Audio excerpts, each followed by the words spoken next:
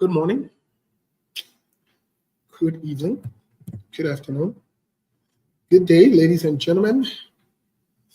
Welcome again to another edition of SKTV, SKTV Live. Let's share the show, please, as you join us. And just tell us where you're following us from.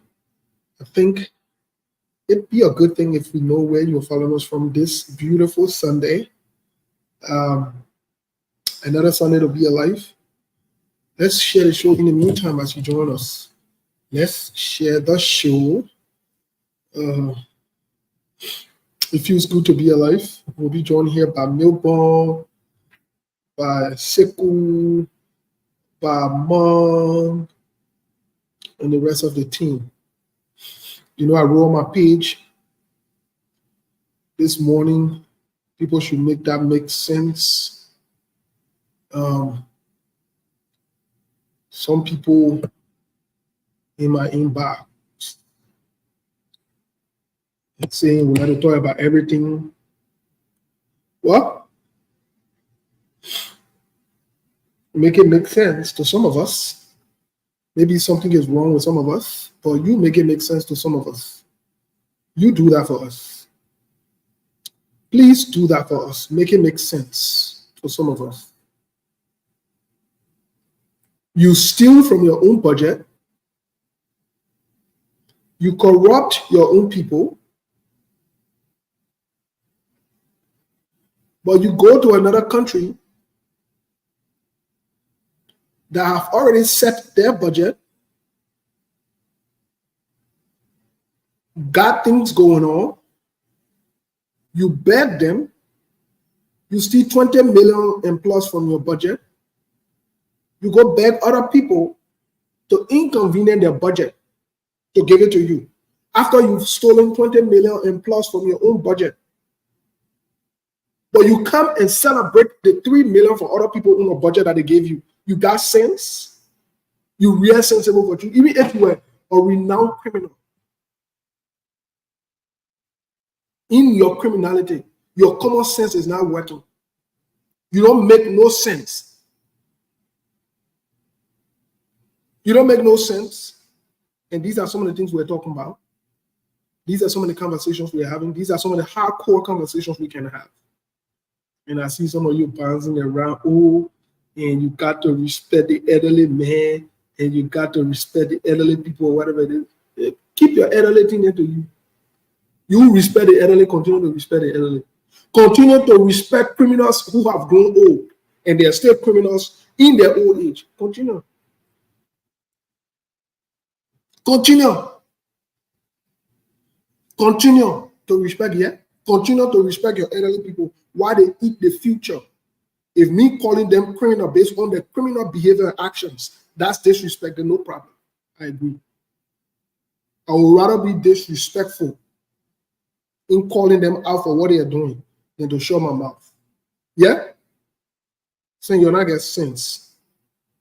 You got a bunch of people who position you, who got your own condition. They steal from the country, steal from all of you. How? And then you come and say these same people, we should all heal them, we should praise them. Not really good. Folks, let's share the show. Today is Sunday. Let's share the show. We're not missing our words there. We're not checking. Let's share the show. Just imagine. Just imagine. Just imagine. The minute grab your whole country and position your whole country. Steal from the budget. Then they go beg their friend there too. To get them small thing. Their friend there get them small thing, then they can't celebrate. And as well celebrate, you ain't ready yet in that country. You ain't ready yet. Just steal from your own budget. Just steal from your own people, steal your own money. But you go beg other people in their own budget.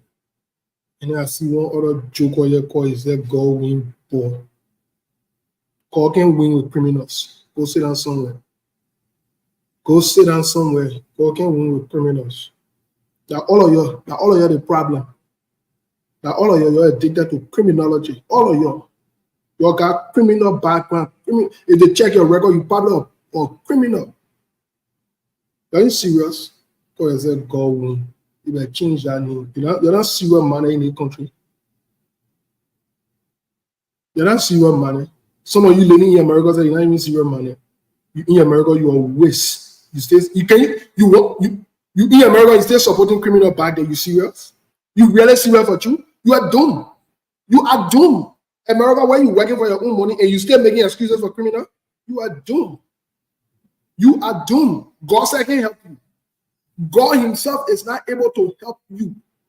You in America, where you got your freedom, where you can work for your own money, where you are able to take care of yourself, and you're still making excuses for liars and criminals and crooks.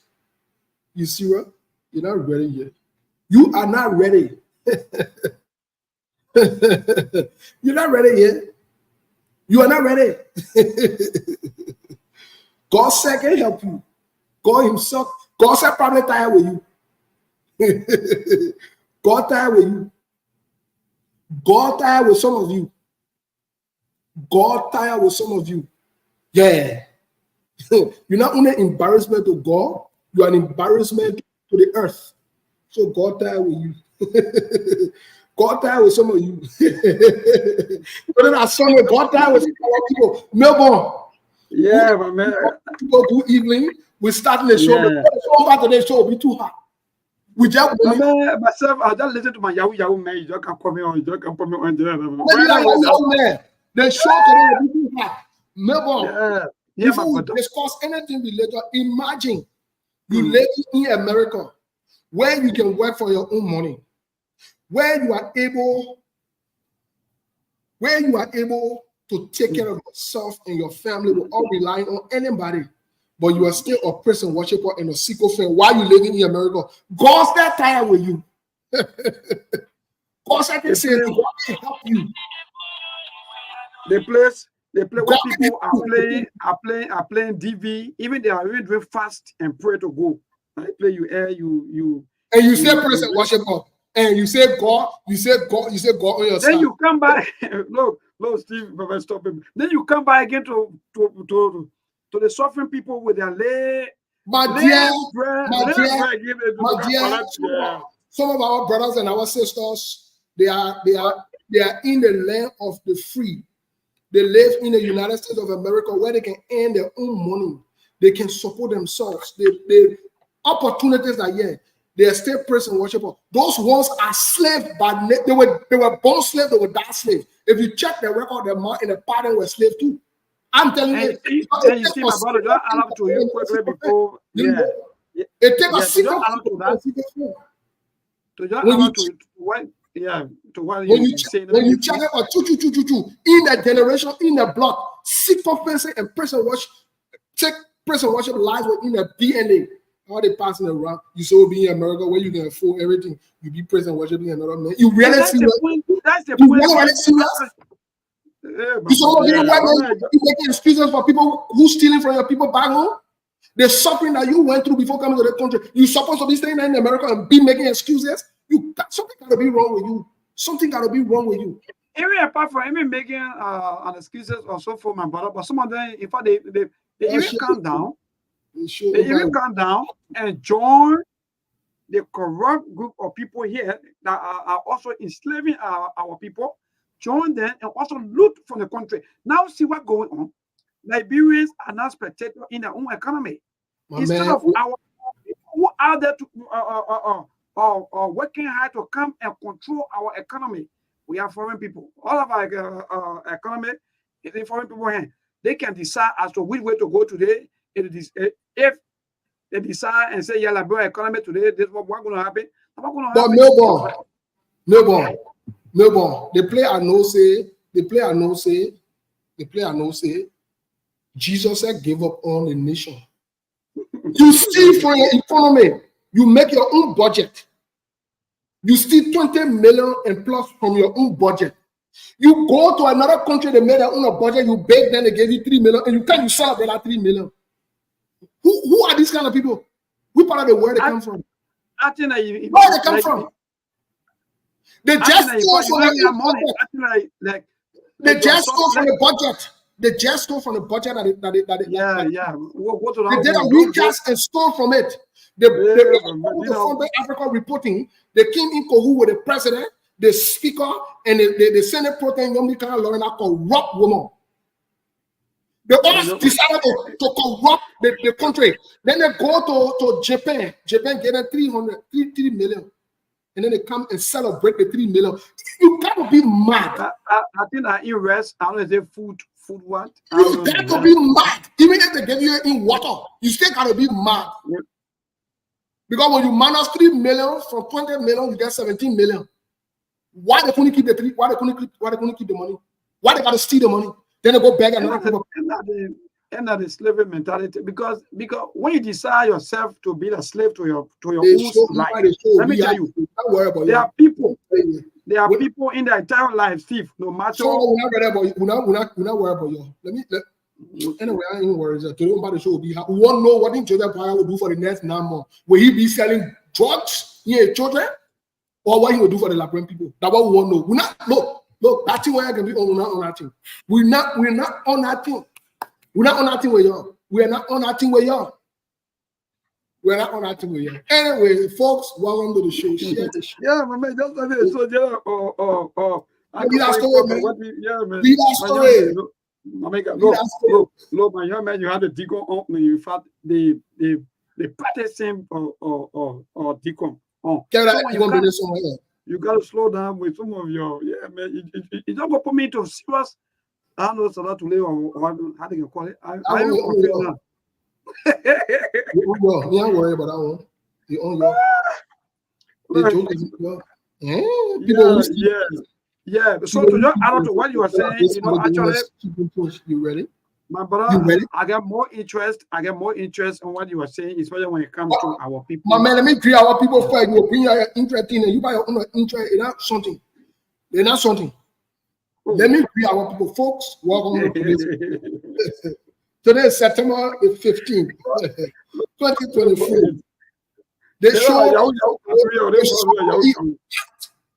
Let me tell you today, the show will be, we're not even sunny. The show will be hot. We're not joking. If you in your feeling today, go, you check him on check, go eat something for it, you sit outside the radio, or you sit outside your Facebook or whatever, or your YouTube, because we're not checking today. We're going straight into the conversation and we'll discuss the issue. We want to know exactly what Joseph Boakai will do. We want to elaborate. Those of you who support Joseph Boakai, we welcome you to call on the show today to tell what Joseph Boakai will do. After 9 months, we'll not see what he has done. We want to know what he will do. And you can't call on the show today and can't talk funny thing. Then you understand. Because we're not on your thing. We're on serious matter. The Liberian people are the most important people on earth. And the Liberian people are the most beautiful. The Liberian women are the most beautiful women on earth. Maybe I want to talk about one being who they smiling, brother. Leave that thing. Yeah, and I was just looking at the Russian. What kind of problem? My man, we know your Russian something. We're not getting other news. I'm a Russian missionary. What kind of problem did you do? No. There are serious things going on in the country. And sometimes we can come here, we laugh and we joke, we play around, but we got to be serious about this country. We have to be serious. And let me tell you something. The Liberian people count on some of us. I'm talking about the serious-minded Liberian people who are eager for change, who are yearning for change, who are concerned and willing and open to change. I'm not talking about the one who are confined. They have conditioned themselves to praise and worship. They got a slave mentality. And so for some of them, even out of America, and they're still like that. Out of Liberia, and they're still like that. So at the end of the day, we are not here to joke around. We are here to say the truth. And the truth, man, if you think say us saying the truth, that insult or that disrespect, then tell your people to start stealing. So if your person can steal, and your person is 100 years old, and we call him a row, or we call a row, go say we root out your business. And our business, it may you tell your person say stop the stealing, they will not call you row again. Stop the stealing. Stop the corruption. Yes, and get serious. So, that's where we are today. let me get to you because you probably always got some kind of religious thing going on. What is going on the social standpoint for before we move to our politics and other news for the day? We got to the Well, again, let me say thank you. Even though you really start the show with fire, and that's one of the best things to do because sometimes some of our people they feel that yes, the best thing to do is to start with fire. So again, thank you, and let me say good evening to all of you, our viewers, listeners, and our followers. Please like, comment, and share. Like President Mong will always say, and please make sure that at least you also invite someone to follow you. If you have the radio, if you're listening to us, please, we are encouraging you to do that. And please, all we do here is from Mama Liberia. No one person is more Liberian than the other. So again, my brother, socially today, are you talking about Bible? Yeah, my little concern has still to do with the interpretation of tar into the Old Testament, because mind you, when you read certain part of the Old Testament, talk about tiring and so forth, and that also started some point started doing the days of Abraham and so forth, but they are still misunderstanding and come back down to Jesus Christ there in the book of Matthew. When you read Matthew 23, but Jesus Christ had his own way of interpreting the tar issues. So, and because of tar banner today, we're seeing that most of our religious people today, they are only so many ministries calling it my ministries or my church. So I don't know what's your own take on that and what's your own interpretation. People are saying that sometimes one of the best thing to do is to give, because Jesus Christ talking about giving, charity. Charity is one of the best thing to do. Give back to the poor people instead of making one maybe group of family rich throughout the time. Because if you see, there are so many churches, especially some of our neighboring country, you will see that some of the churches have more than 30,000 followers or members and 50,000. You know, they are rich. You see them, they are most of the richest pastors from Africa. So what's your take on that? Well, Melbourne, first of all, we got to go to the whole origin of tithe and where it came from and how it really started. Because when we understand how it started and where it came from, then we can know what's going on. And so we have to go back to the origin. You know, the word tithe in itself is not an English word. It was actually a Hebrew word that was borrowed, and it means 10%. That's what it means. And our people have taken it, some of our people, they've taken it on a total different level, which is understandable. Some people have used it for exploiting people and so forth. One thing you have to realize is when you read Genesis 4, when you read the end of 3 to 4, where it talks about this, the beginning of 4, where it talks about the story of Cain and Abel, you will realize that according to what Moses wrote, and I've always said this, and I'll keep saying it, Moses is not a good writer. And part of the reason Moses was not a good writer, I believe, this is my view now, I believe Moses was not a good writer because Moses was someone who stutters. In other words, we can say stumble in Liberia. Mm-hmm. So Moses, also most of the thing he wrote was account on other people. But Moses also used parables and metaphors and other things. Good. To be clear. And you see, so when you are reading the book of Genesis, Leviticus, Deuteronomy, you know, and Exodus, the first 4 books that are attributed to Moses, you have to be very careful about his writings. Because if you are not careful, you would think the Bible is confusing or the Bible is confusing you. But the Bible in itself, the way Moses accounts, the way Moses talks about the Bible, the way Moses wrote can create confusion and contradictions. So, for example, Moses talks about the creation of the earth. But then in the whole Genesis chapter 1, Moses, if you read the end of Genesis chapter 1, then Moses sums it up and said that everything God made, he saw that it was good. But then in Genesis chapter, he still continued talking about the creation of God. You can't summarize something and conclude it in one place, then continue with that same thing. Because the essence of summarizing and completing something means that you've already done everything and you're summarizing for the understanding. So that makes it a little difficult. But let's come to the issue of time.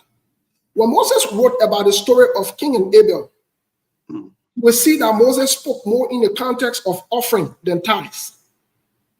Because King and Abel offer offerings to God, not tithe, from what Moses wrote. So if God knew that the whole tithe benefit, if God knew that tithe was attached or was a prerequisite for blessing, then God would have said it in Genesis chapter 1, in Genesis chapter 4, when Moses wrote, when King and Abel came to offer to give God an offering. Yes. Let me say this. The first time the issue of tithe ever showed up in the scripture was when Abraham offered tithe to Melchizedek. Good. That means, in other words, the issue of tithe is not spiritual, it's not from God directly, rather, it's from an imposed cultural law or tradition. That's what it implies. Because Moses understood, let me say Moses, Abraham understood that where he came from, when you go to meet the leaders, you have to give tithe, not offering. So what Abraham did, Abraham agreed that he would pay tithe because that was part of the customary thing that they would do in Israel. It was customary. It's like somebody writing and telling you, say, women should cover their hair. Right? Yes. You know, yes, before in the church, and that's a big argument. Hey, welcome, Monk. Monk, welcome to the show. What's up, guys? Yes. Quickly, we'll get to you for your greetings to our people. So it's like someone telling somebody say in the church, the Bible said women should cover their hair. And let me say this to everybody. That women should cover their hair thing is not applicable in the cultural context in Liberia. You know why it's not applicable? Because somebody go buy a Brazilian hair for $200 and put on their hair. They don't get it. And they come to church and you say they might cover their hair. You think they really going to cover their hair? No, they're not going to cover their hair. Because the reason they put our fine hair on their hair is to show it. Now, part of the culture and the tradition in Israel and at that time, in Israel, in Pakistan, other places, the women grew hair, and part of the tradition and the culture was they had to cover their hair as a sign of respect and honor. It is their culture. You can't say it should be the culture in Liberia.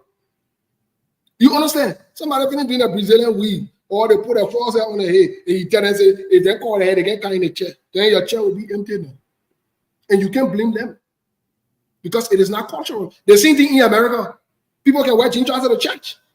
In Africa, when you start wearing jean trousers to church as a woman, they look at you funny, right? But in America, they can wear jean trousers because it is culturally acceptable. So you see, the Bible is written in a cultural context as well. So the last time I was on the whole issue of tithe, whatever it is, some people have. Yeah, I want you. The issue of tithe, and they have used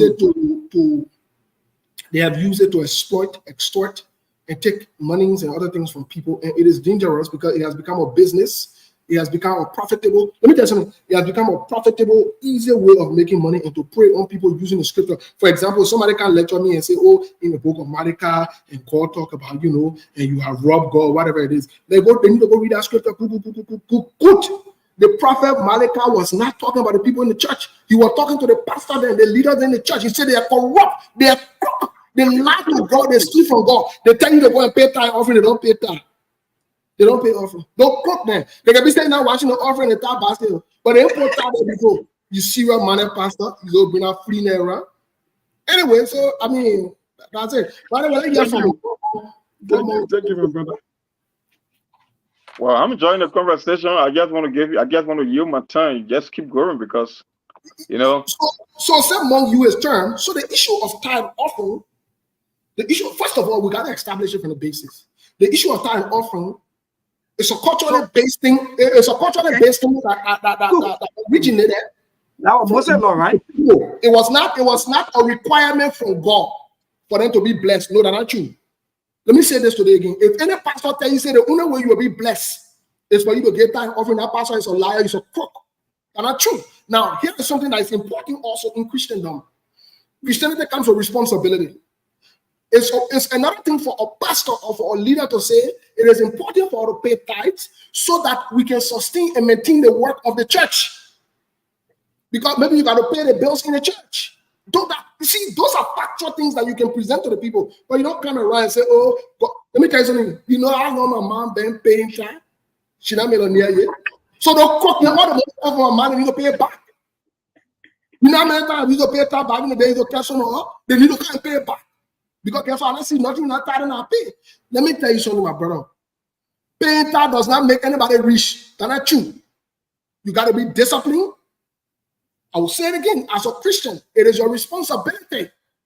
In fact, that's why when you read Leviticus, you read Deuteronomy, Moses opens up by saying you should teach your children these things. You should bind it on their head so that when they wake up in the morning, they will know about these things. Because when the children of Israel left and went into Egypt, they taught them different things. So Moses said, no, you should teach them how to be responsible, to pay tithes, to pay offering. It is their responsibility to sustain the work of God. But you can't come and make a lot of you come and play that guilt trip on me and say, if I don't pay that, God will not bless me. If I don't pay the other one, God will not. That's not true. That's not true. You don't have to pay no tax. If God want to bless you, God will say bless you. There is no, let me say this, blessing. In the issue of blessing, no equation with tie anything that lie. Don't you know what is the teacher back in the day that lie? That's what those scam. That's scam. They won't collect your money. They won't be. Imagine that they've been telling you, you've been paying tax all the time, you've been paying tax faithfully. Let me ask you a question. Some of you been paying tax all through your life, and they not get you no raise on your job here. So the time you've been paying, God knows what's going on. Right? God knows that you should God knows it's okay to pay raise. But Steve, you like to bribe God first before God bless you. I think that's another form, or maybe bribing God. Tell him, Father, let me get you $50 so that at least you can bless me. What kind of life is that? So that means in fact, it's like somebody telling me, say the loudest amen in the church get a blessing. Why is somebody got bigger voice more than me? I will never get blessing in the church. Because exactly so. The people who got bigger voice in the church more than you. So I don't care how much you shout, you will never get blessed. So you see, this thing don't make any sense. These radical confused guys come around, they confuse the entire public. Let me tell you something. One of the things I love from the Muslim religion, I'll keep saying it anywhere I go, is the fact that they're responsible and disciplined. You not ever seen Muslim people pull flyer up before and say, let's collect money to go and pay our mosque? You not see that flyer up before?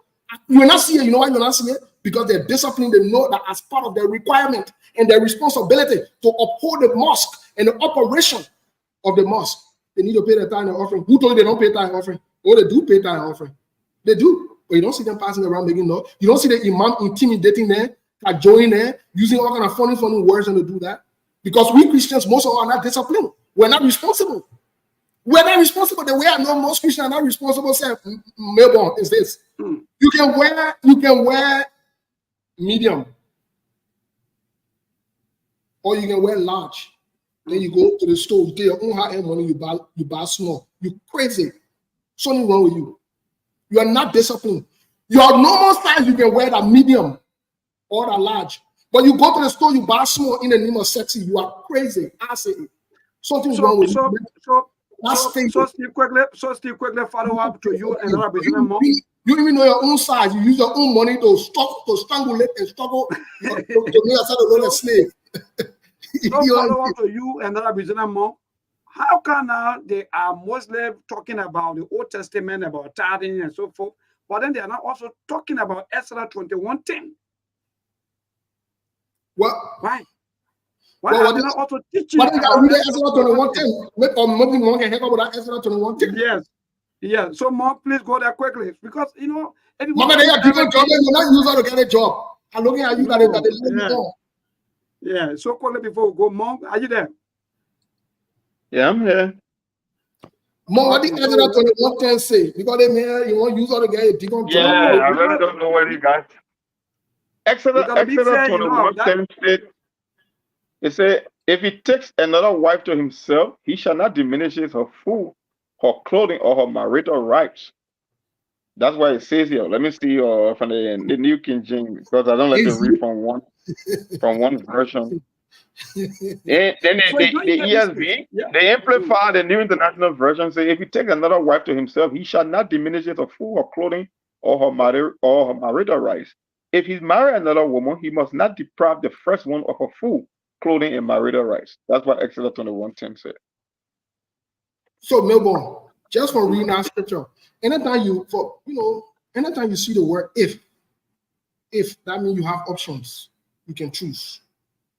It gives you options, it gives you choice. Anytime you use the word if, for example, if I say if you do this, this will happen, that means you have the option to do or not to do it, but you know the consequences, or you know the precaution. So in Exodus 21:10, where it talks about if, that means it gives men the ability to take more than one woman. But a lot of abomination. No, they're not abomination. But they paint our pastors, they are mostly into that, but they're not saying so many things. Well, I told you from day one. It's not good, it's bad, it's terrible, and so forth. So if you want to forget about Old Testament, go ahead. I told you from day one on the show. I told the Liberian people and the world at large, most of your pastors are hypocrites. If you go to church, don't go to church because of them. Most of them are hypocrites. Most of them don't even know what they be doing. They don't know what they are talking. Most of them don't. Let me say it again. They don't know what they are talking. They are not acquainted with the facts. They don't know the word of God. They don't know the Bible. They only got sweet more to talk you sweet more. They don't know what's going on.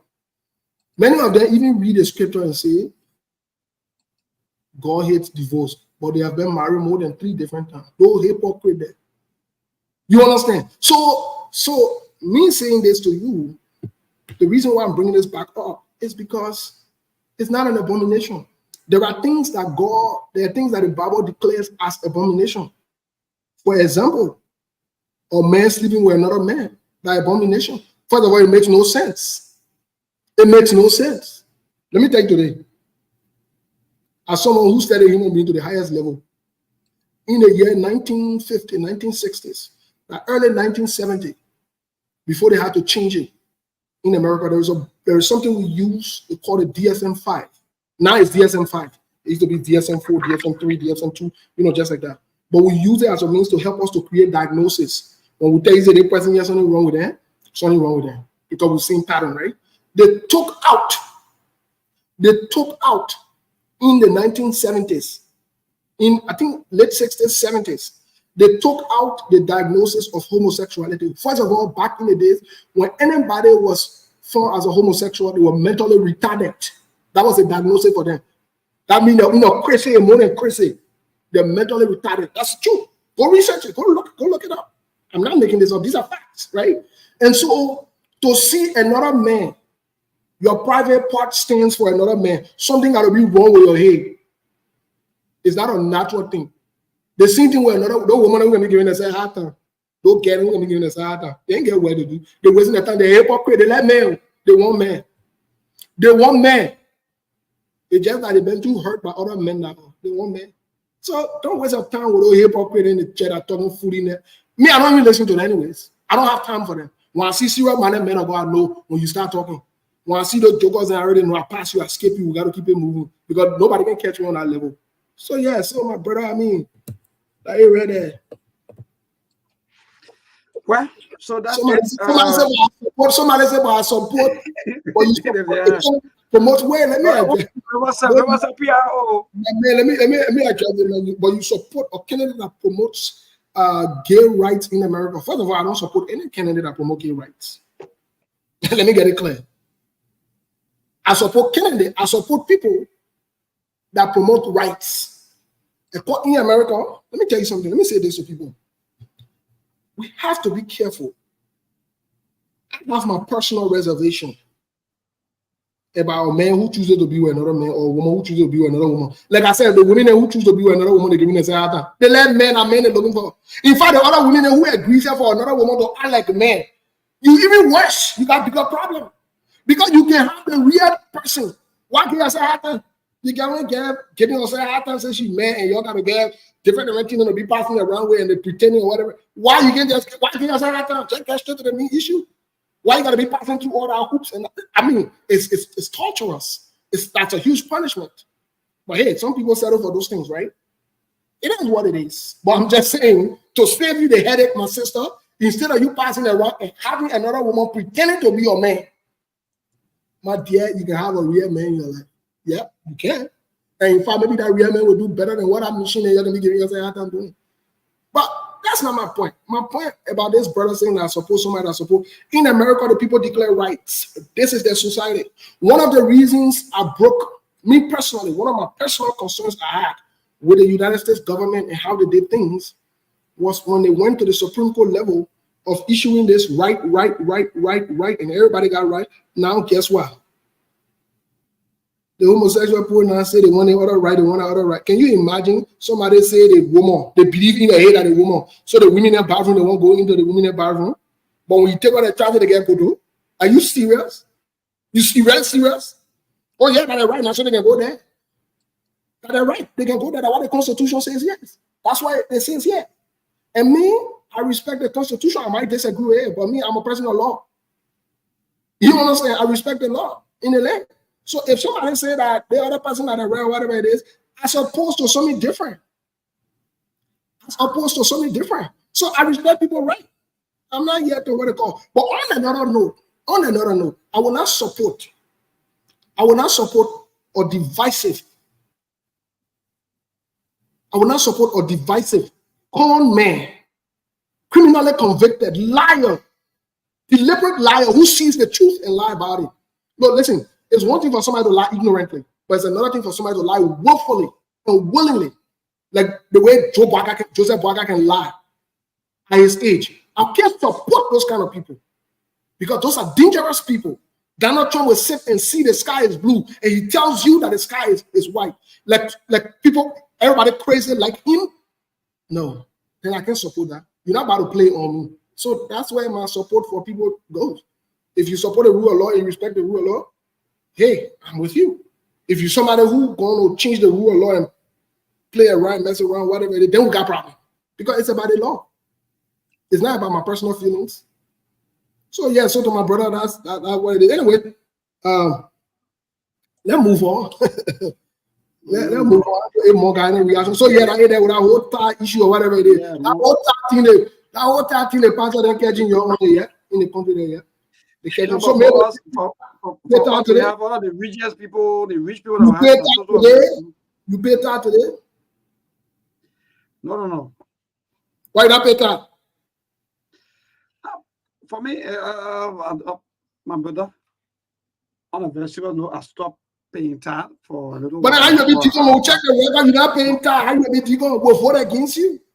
Yeah, no problem. But I contribute to every other thing that has to do with the church activity. So I don't have. Well, so part of the reason Noble hasn't been confirmed as deacon yet because you're not paying tax. Yeah, I forget that thing. Yeah. Let me tell you, when you're even talking about Genesis, no, when you're even talking about that Moses book or books that you wrote, right? Myself, I'm a little bit confused. Even when you're talking about Genesis, when you say Genesis 1:1, right?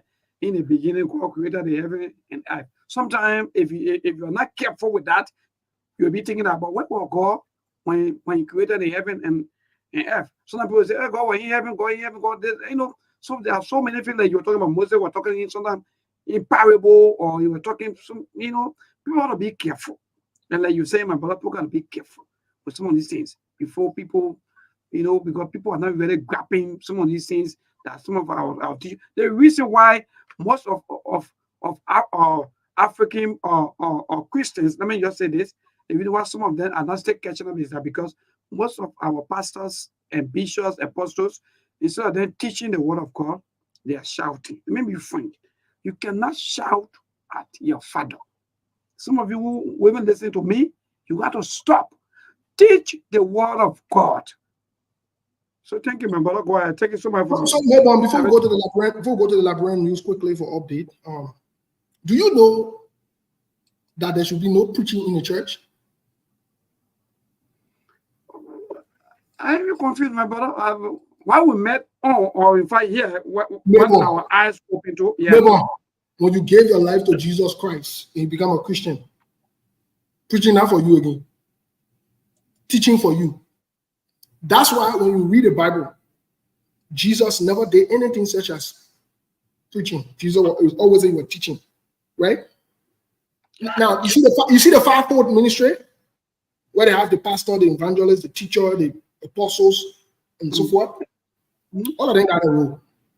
When you are in a church, when you are in a church, the pastor is supposed to be teaching you, and there should be a teacher there in the church too. The evangelists, they're responsible to preach. When they go outside, they will preach to people and win souls. Preaching are for unbelievers. They're not for believers. So when you hear the joker then jumping around and shouting, they're just trying to mesmerize you to get you confused or whatever. They don't know what they're talking. If they knew what they're talking, they would not be talking. Even there's some also you revival. Sometimes I get it wrong as I'm already Christian. I believe God. I know Jesus Christ. Then you want to revive it to I mean, the revival from your man, lead that story. You want to revive me from what to what again? The revival most of the time is meant to correct. How can you revive somebody every 2 weeks? In like revival every 2 weeks, and what can be the outcome? Soon the moment they revival, they're going back to the same thing. So what can I reviving from where to where, Steve? After reviving you from 2 bottles of Henneken to 4. Nothing serious going on. No, nothing serious going on. It's only serious going on. You see the impact. Look, let me tell you something. If the church were actually teaching and educating and informing the people, let me be very honest with you today. The politicians that we have today, the level of criminality will decrease because they will know to do what is right. You know what the Bible says? The Bible says that we should train our child in a way that he will go, so that when he grow old, he will not depart from it. So most of the times, the teachings the thing that the guy hear and see from our leaders in the church, like Joseph Baga spent all 11 in the church, the main deacon, he come from there, that hell of lying in your mouth and crooked behavior. I'm supposed to take church serious. The church that he come from, I'm supposed to take that church serious. I'm supposed to take that church serious. I can't take that church serious because the outcome, the product of that church, the byproduct which is Joseph Baga, is a serious mess. So I can't take that kind of church serious. No, I can't. I said, the church that did not come from Syria, the church that young people come from, so take that church serious. No, I can't take the churches seriously because that criminality that come from there. They're not Syria people that come from there. They're not Syria man that come from there. So I don't take those churches then serious. No, I don't.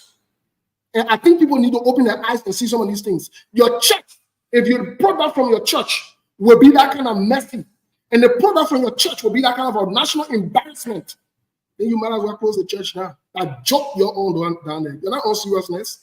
They're not on seriousness. Let me be frank. They are not teaching. Teaching what? But the pastor don't know what to teach. It's about spiritual attack, witchcraft, people. The pastor don't know what to teach. I mean, that did not move at all. Let's get into the politics, man. But anyway, Monk, what didn't caught your attention today from an international standpoint before we get into the politics? What caught your attention today? A lot of news around the world. Russia is on the edge. They're still saying to America that if the dead try giving a long-range missile would be a serious problem. So I don't know what you say. Well, just a reminder, today is the final day for the week, and yesterday we never reached our weekly target, which is the 10th week now in a row. When it comes to supporting the SKTV, we must be on the radio. We must come with this information to the public.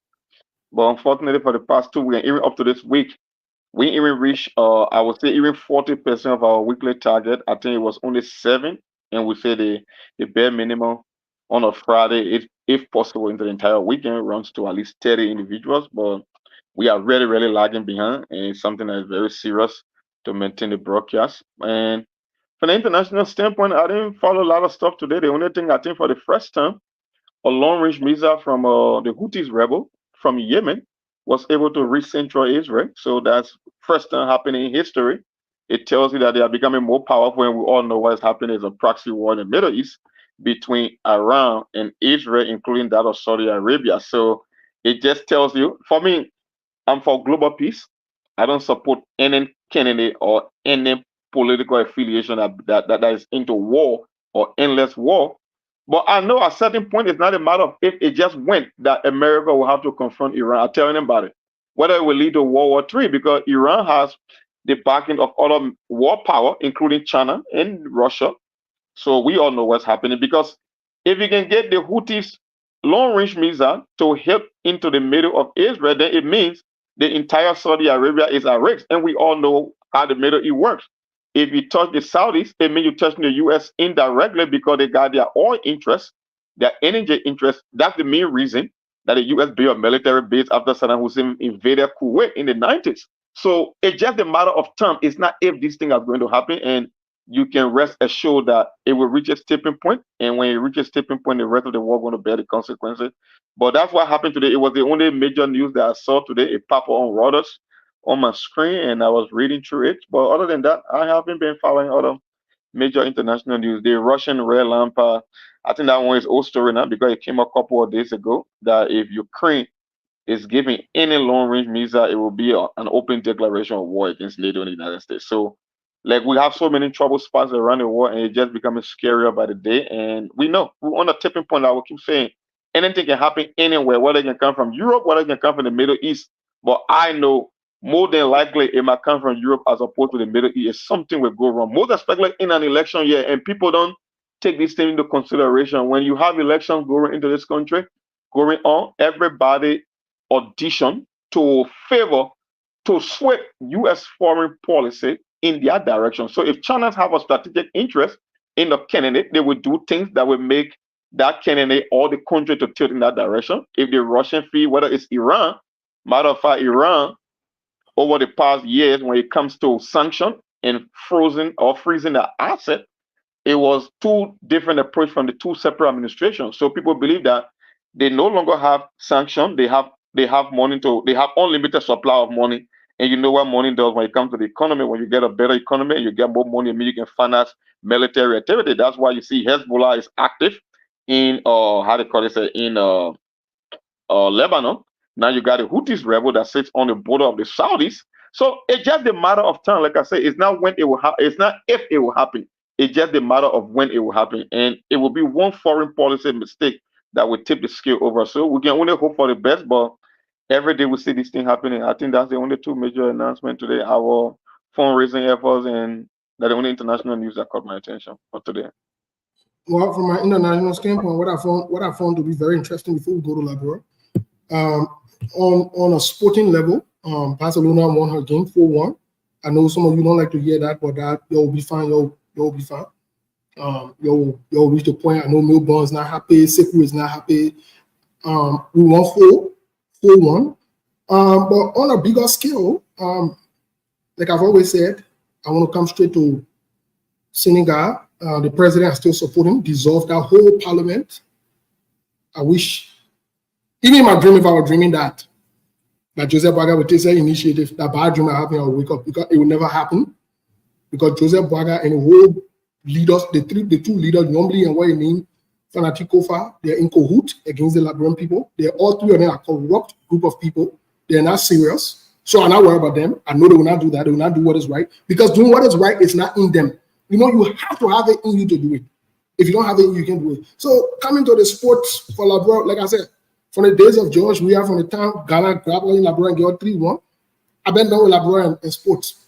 Once, you know, the other time Liberia drew or 0-1, I saw them passing around. Oh, finally, Liberia, finally, Liberia. I just look at it, I just laugh. Who told you sports? That coincidental thing. Who told you people can go pray for the thing to do well and pray? That investment, my people.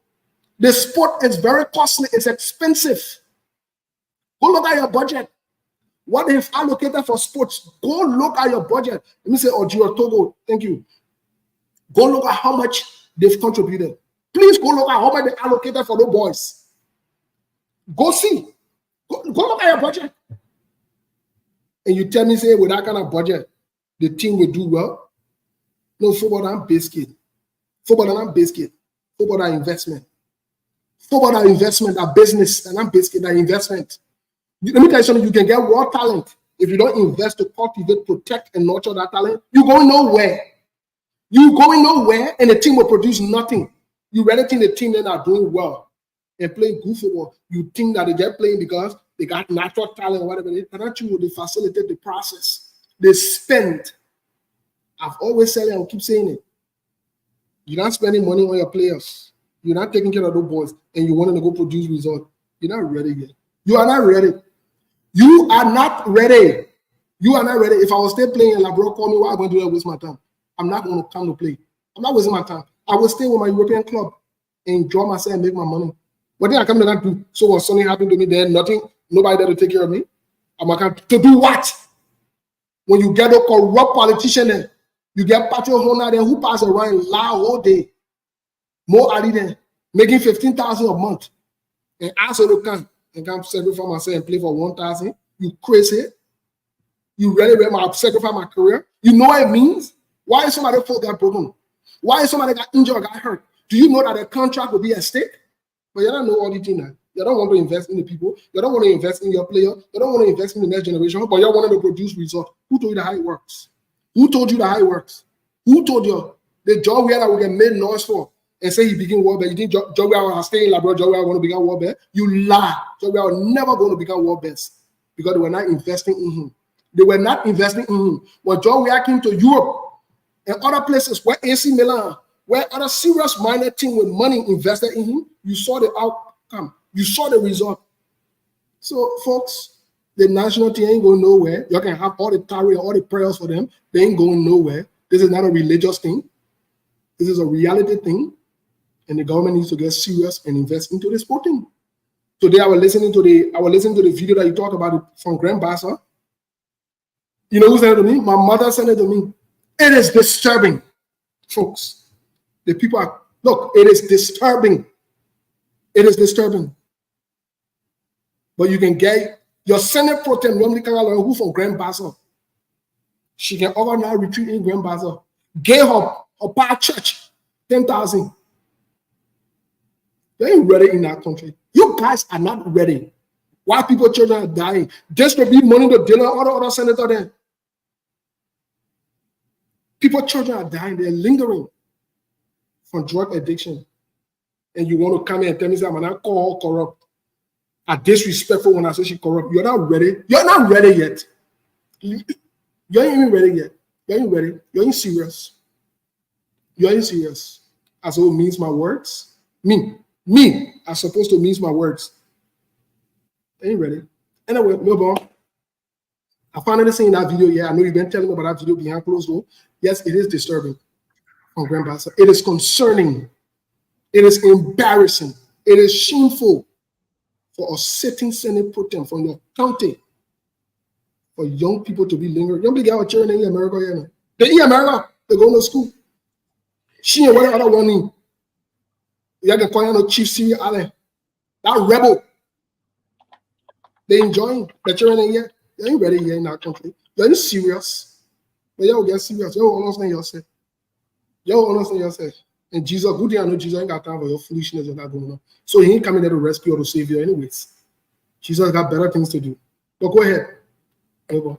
Yeah, thank you. So for me, let me just add my voice. Also, are you talking about some of the people, their children, their family members are around the world enjoying all of the best life, while the other Liberians, poor Liberians are struggling. You know, there where I want to recommend this, I think, to the U.S. government. If it's sanction everybody. Let me tell you the reason why you see sometimes when they sanction and play. Oh, so no. Hold you that the other time when we're on the scene show, yeah, and we talk about sanction.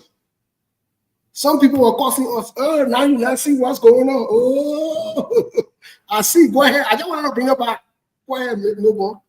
Oh no, what I'm saying, my brother, for me, from the one I've been supporting the U.S. government, especially when it comes to sanction of some of our corrupt officials.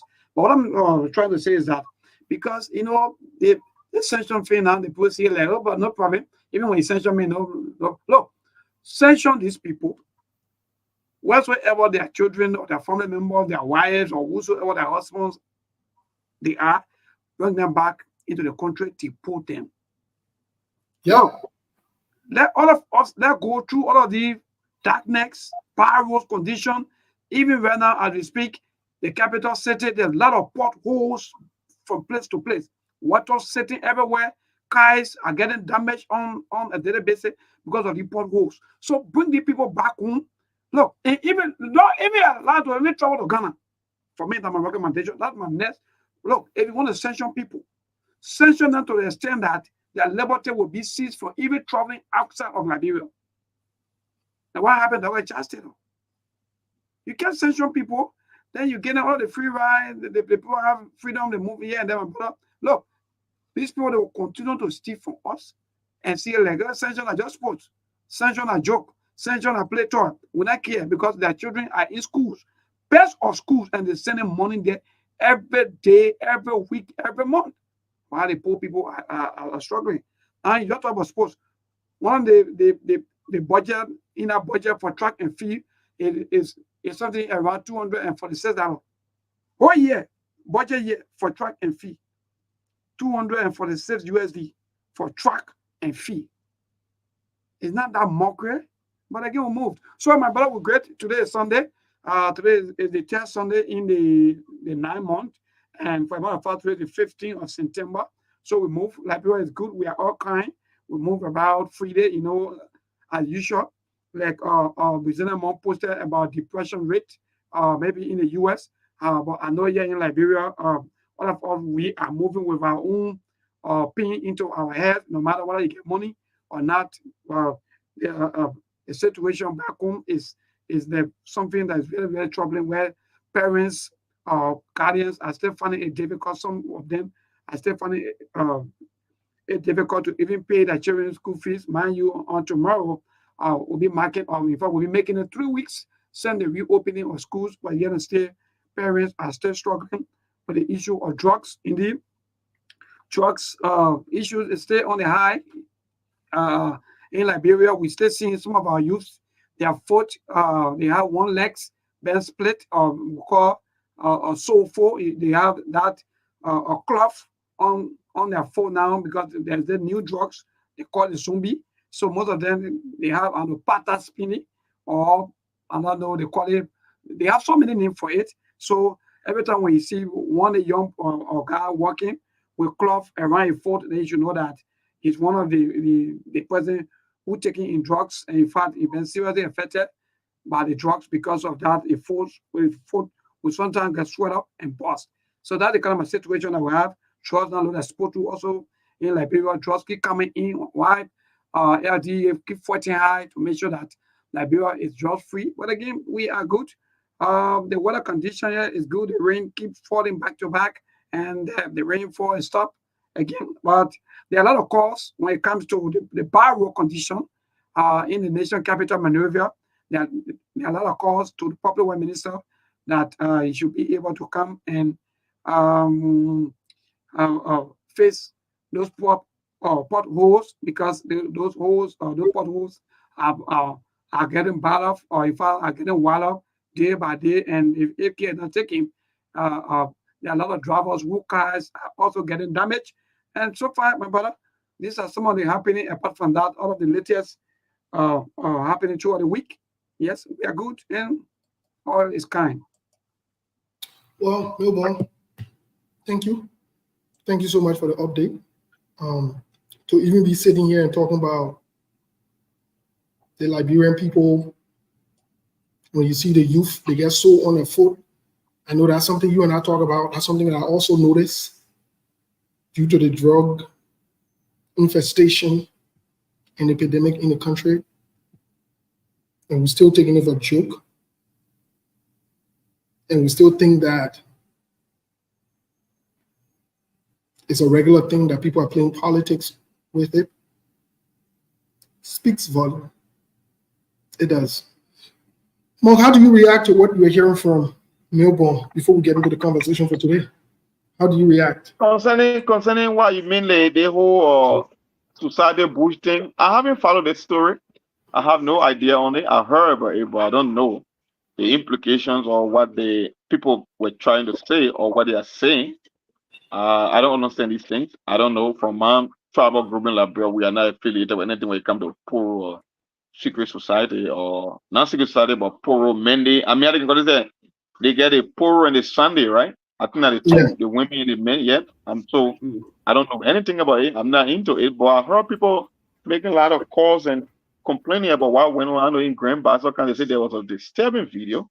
I know about female mutilation or genital mutilation. That one I heard about it, but like I said, I'm not from an ethnic group or people that is associated with it. But these things happen. It's part of our society. It's cultural. It's been there forever. So I don't know. I can't really speak to that. And I will keep listening to get more information, especially from what Milborn is saying. Maybe I got to do some research on it, but I'm totally blind to what's happening. Even the video that people say is disturbing. I'm yet to see it. I haven't seen it since it surfaced, so we'll see. I'll send it to you more. You know,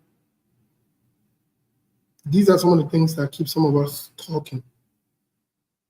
It's troubling, very embarrassing.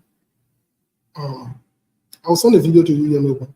Mr. Melbourne Monk. Yeah, send it to me so I can watch it, please. I'm really interested in seeing that video. But let me ask you on something. I wrote a post this morning. The Liberian government celebrating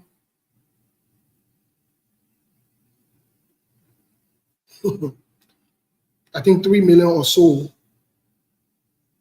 in food aid or whatever you want to term it as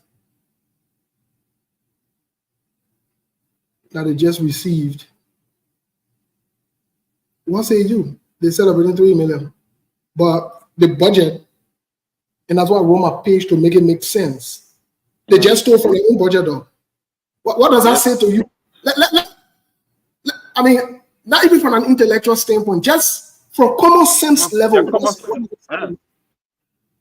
Well, that's a society. That's how things operate in Liberia, and it's normal. You know, it's a mentality. They say when you want to make progress in life, it's not about your ability first, your mentality, because the body follows the mind. Is how we view things. You look at a budget of 732 million. You allocated only $8 million for agriculture, and then you went back to that 8 million and carry on a drastic cut. You steal tens of millions of dollars from your own budget. Your House Ways, Means, and Finance Committee chairman in the House, which is Dixon people, is saying that there was never concurrence of the budget, and you want to wonder how it even got to the executive. And people are celebrating a mediocre 3 million. It's the mentality. That's why people can go to Ghana and take trash and pin them, bosses, and bring it to Liberia. It's the mentality. And the folks that are in power, like I said, they understand the masses. They know the people they are dealing with. There will always be people that will project. There will always be people that will resist the movement when it comes to the rampant stealing. But they understand that if you are to bring 10 Liberians from anywhere around the world or back home mainly, 8 of them won't understand what's happening in the country. So they can get away with a lot of things because they know, you and myself know, that I will never celebrate whether it's a yellow machine without questioning the source of the finance. I mean, the finances, the financial aspect of those yellow machines. I will never celebrate $3 million in aid when I know that my country doesn't have food security and we need to make serious investment in agriculture. But for the average Liberian, they believe that this thing will be welcoming. That's why they can have intercessory service for Joseph Boaga. Even though he's doing his job, he was paid exorbitantly for a job, a special kind of a job. But my brother, that's just what Liberia is. We can only talk the most we can talk about to see if we can have an impact when it comes to educating people or giving them necessary information. But the reality is that's how most of our people see things. That you can steal upward of $34 million from the LTA over 6 years, and the president can come and hire the same guy that ran that particular institution and make him Minister of Labor. So it just tells you that the country is not serious for anything. The people who run the society, the people who have been the victims, they are also accomplices, like we always say on SKTV. They are not victims, they are accomplices. Because in no serious manner country with a budget of such magnitude, you will celebrate 3 million. What can 3 million do for the agricultural sector in Liberia? People talking about making an investment of 75 million to even see an impact when it comes to food security and job and creating jobs. And you are talking about 3 million.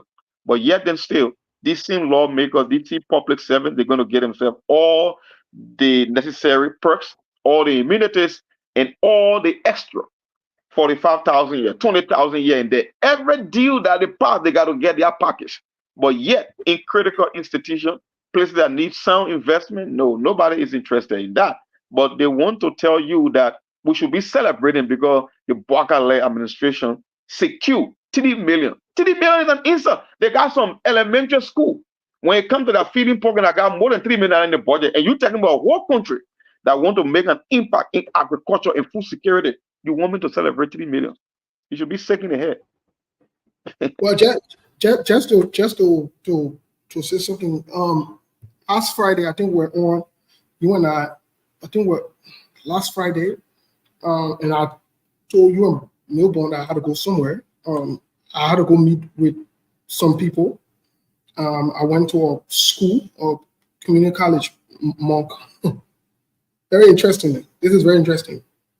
Can you imagine in the people, just a reserve, I'm not talking about an operational budget, in the reserve budget for that college that has been operating for maybe 5 to 7 years now, they have about 50 million plus in the reserve. I'm not talking about the operation, they haven't even touched because they are serious. The funds are allocated, is used, they're generating revenue. It's like a well-refined machine. It's working, things are in place. But yeah, we finish stealing money from our own people in the budget, then we turn around, we celebrate 3 million. Like no sweat behind that, bro. Let me say this, there is no sweat behind that, bro. It's just a huge disgrace because we refuse to do what is right. We refuse to put people in power that will do what is right. And when we decide to put people in power that will give us the semblance of what is right, we don't want to hold them accountable, we won't celebrate them. I don't understand. Who elects people to celebrate them? Who elects people to make excuses for them? You support Delon. Delon is doing wrong. No, you can't hold Delon accountable.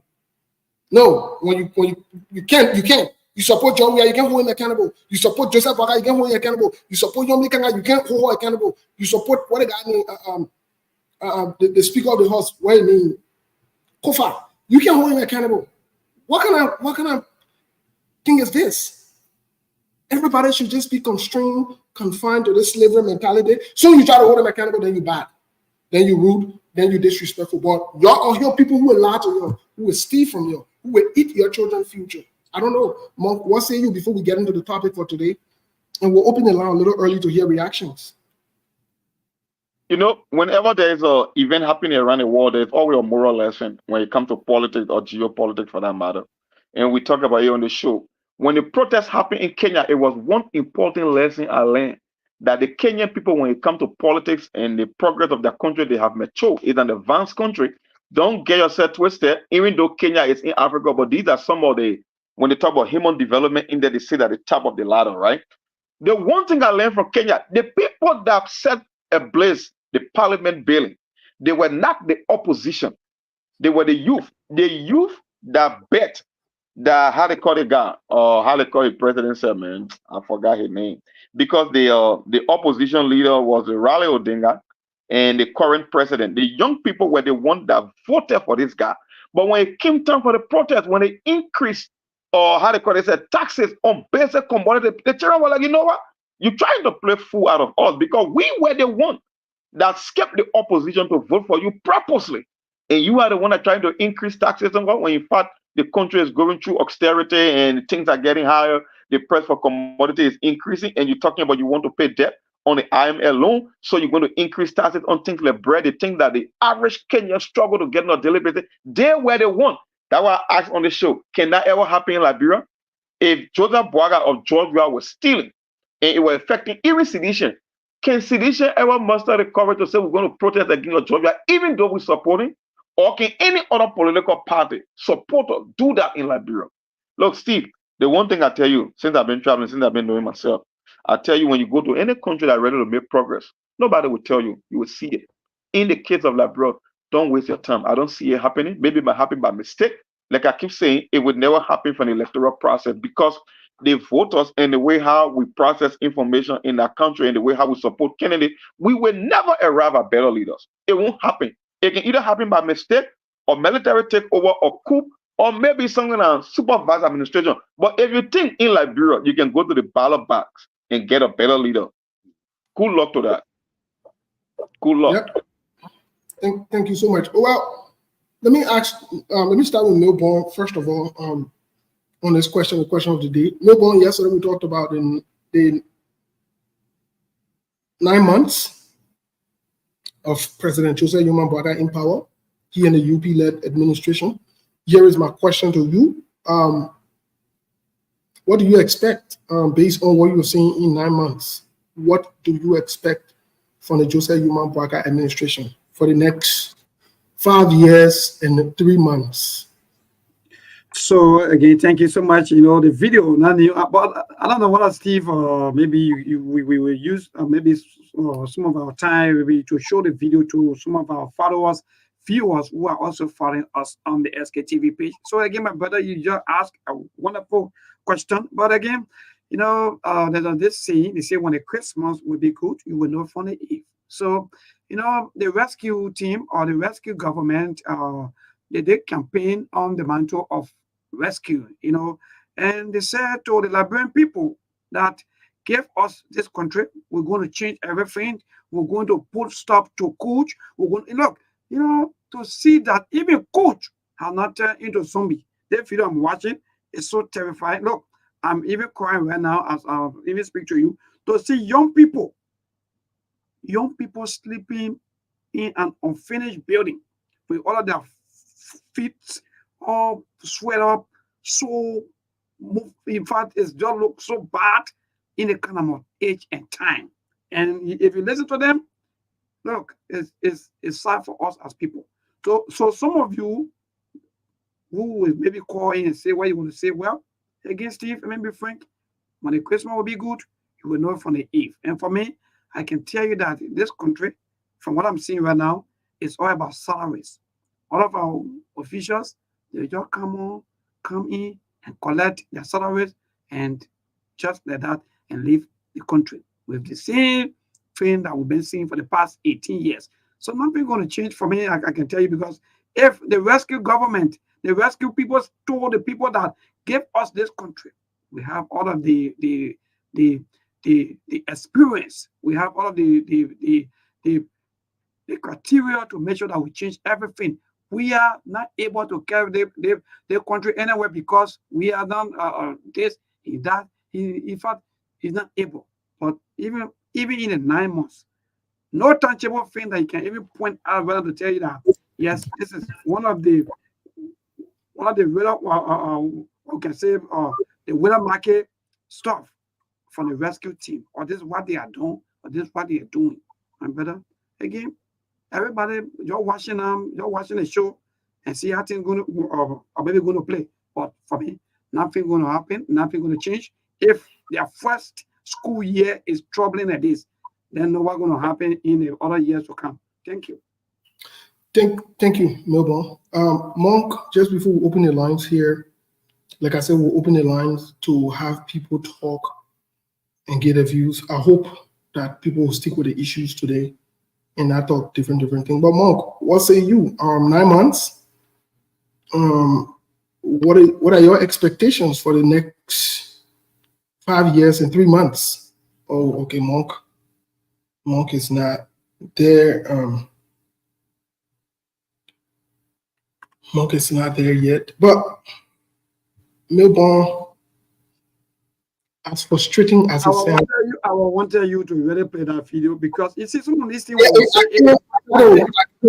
I gotta maybe Sekou or someone from the technical. For some reason, it can't upload from my end. It's been going on for a while. So I already have it download. And if I let me say thanks to the Empire. You say you got it downloaded? Yes, I already have it already. Is it on YouTube? Not really, but if you want it from it, or if you want me, I don't know what they meaning will go on WhatsApp. If they can go on WhatsApp, then I will send it back to you on Messenger and see what I can get it from there. But what you do is that you can. I think what you can do, send it to Sekou. Sekou might be able to upload it for some reason from my own. Yeah, my Facebook. Okay. Yeah. Send it to Sekou. Our followers to really see some of these things because somebody say we hate every time people hate. Well, anyway, yeah. I don't know if Monk, are you able to if that video are you able to upload it in here so that we can okay, very good. Maybe Lofa will be able to help us to upload it. Melbourne, send it to Lofa. Lofa just joined us. Melbourne, can you send that video to Lofa? Maybe Lofa will be able to upload it from his end. And hopefully after the show, Lofa and I can connect so that I can be able to upload that thing from I can be able to upload. Can you send that video to Lofa so Lofa can upload it? But Lofa, welcome to the show. Thank you, Steve. How are you guys doing? Happy Sunday to you and the listening audience. Yeah, I hope there's not a lot of noise in the back. Can you guys hear noise in the back? No, not yet. Not yet. Yeah. So Monk, the question is up to you. What do you expect for the next 5 years and 3 months? What do you expect from the Joseph Human Boaga administration before we go to Lofa? I told you I gave my verdict on the show. I told you that the people who got this illusion that you need time for Joseph Boaga to show or to display his vision for Liberia, I told you you're wasting your time, because when you go in the opposite direction, there is almost unlikely that you will reach your destination. It will be here and there. There will be nothing coherent in terms of policy. If you're Liberian over there, you can be optimistic all you want. The reality is, I say, in this day and age, it takes a special and it takes a special talent to be an effective commander-in-chief, because we are scrambling for resources in today's environment. The war is interconnected. It's not your typical 1970 or 1960 war, or wherein leaders can just come here to play politics. No, this is an economic warfare we are fighting everywhere on the planet. If you don't have an effective commander-in-chief with a clear vision to resuscitate a country's economy, because that's one of our major challenges. The economy in job, when it comes to the living standard, it comes to the Human Development Index, they talk about, you're looking at things about infrastructure. If you cannot bring a talent, somebody who knows how to navigate today's environment, you won't get results. Whether you like it or not, we are seeing it. We saw the transition from United Party 12 years to George Weah. George Weah, whether you like George Weah or not, whether you think he's a cultural icon or he's a soccer celebrity, we told you guys, George Weah is not capable of managing your country into this environment. And what happened after 6 years? He never brought in a single investment, major investment, for 6 unbroken years. The same thing gonna happen to Joseph Boaga. Yeah, they're talking about he brought 3 billion. I was like, wait until you get the devil. They always say the devil is in the detail. Wait until he bring the memorandum of understanding. Let's see what Liberia will give in exchange for your so-called 3 billion, because I know it's a lie, because it does not make any logical sense that China will advocate 10 billion for the entire Africa. We're talking about 56 independent states for 3 years, and Liberia alone secured 3 billion. But we want to wait, because we said it for the how they call it, when he went to South Korea, they said they had 7 memorandum of understanding that we are yet to see. And matter of fact, they hold 3 billion. I don't hear it too much anymore. It's like, United Party people, they are very good when it comes to distractions. They keep manufacturing one thing after another. You will hear one story today, and over time it dies a natural death. Whether it was the Ayololo bosses, whether it was the investment from South Korea, whether it's the 3 billion now. So over time, we will get to the bottom of it. And I think they will come clean, because at the end of the day, this so-called investment package is nothing more than a scam. Because I gave an instance here. If Joseph Boaga actually secured $3 billion worth of investment, his newly appointed finance minister will not be crying wolf about increasing the country's debt stock. That's why I said, so I know it's a lie. At the end of the day, the average person will get to know that this administration is up to a scam. So I don't expect anything positive from this government. I'm not optimistic about the next 5.5 years about this government. Okay, we'll open it up. Let me get from Lofa quick. Lofa, what do you expect for the next? Before we play the video here, what do you expect for the next 5 years, 3 months? Because they're going 9 months into the presidency. What do you expect? Again, Moses, Monk, and Mayborn, good to be on here, of course, in addition to the listening audience, both via social media and the radio back home.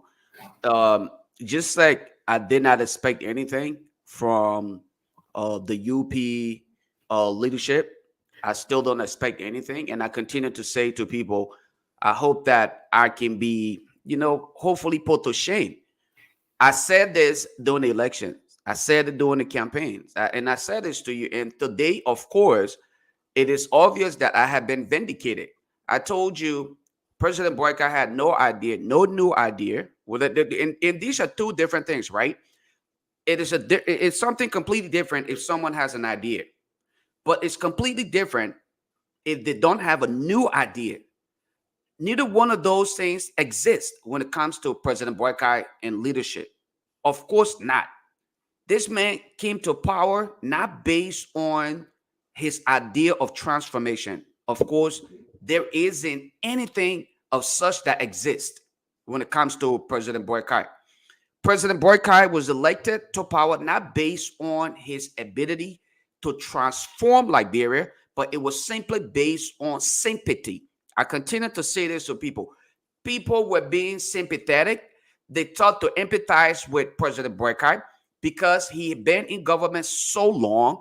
And of course, he's old. He pretended to be a victim of the society. So they gravitated towards him. They were not looking for that reformer or that transformer to say, we must take Liberia from this point in time to the next level. So they were being very sympathetic and they voted him into power. The same thing happened with President George Weah. They said, let's just give the boy, he helped Liberia, he made it this way. Monk spoke to something and he's right about that. Until we can start to see reason to look for better leaders in their ability to transform and not simply based on political shenanigans that is often used in our day-to-day politics. You listen, if you were to go back and listen to the 2017 elections and that of the just ended election, most of the political parties, the UP and of course CDC, they were not providing any kind of agenda that they felt like they would use to transform Liberia. There wasn't one. So what did they do? They solely rely on nothing but just propaganda. And guess what? Are you insinuating that based on everything that you're saying that Joseph Boycott is a joke? Well, Moses, I don't have to literally state these words that you are stating, but of course that is the reality. There is no light. There is no light at the end of the tunnel. I don't care how long we can drive. You can start to make the claim, like most people are saying here today, oh, it's only 9 months. Initially, they started with, he wouldn't have been there a month when the inauguration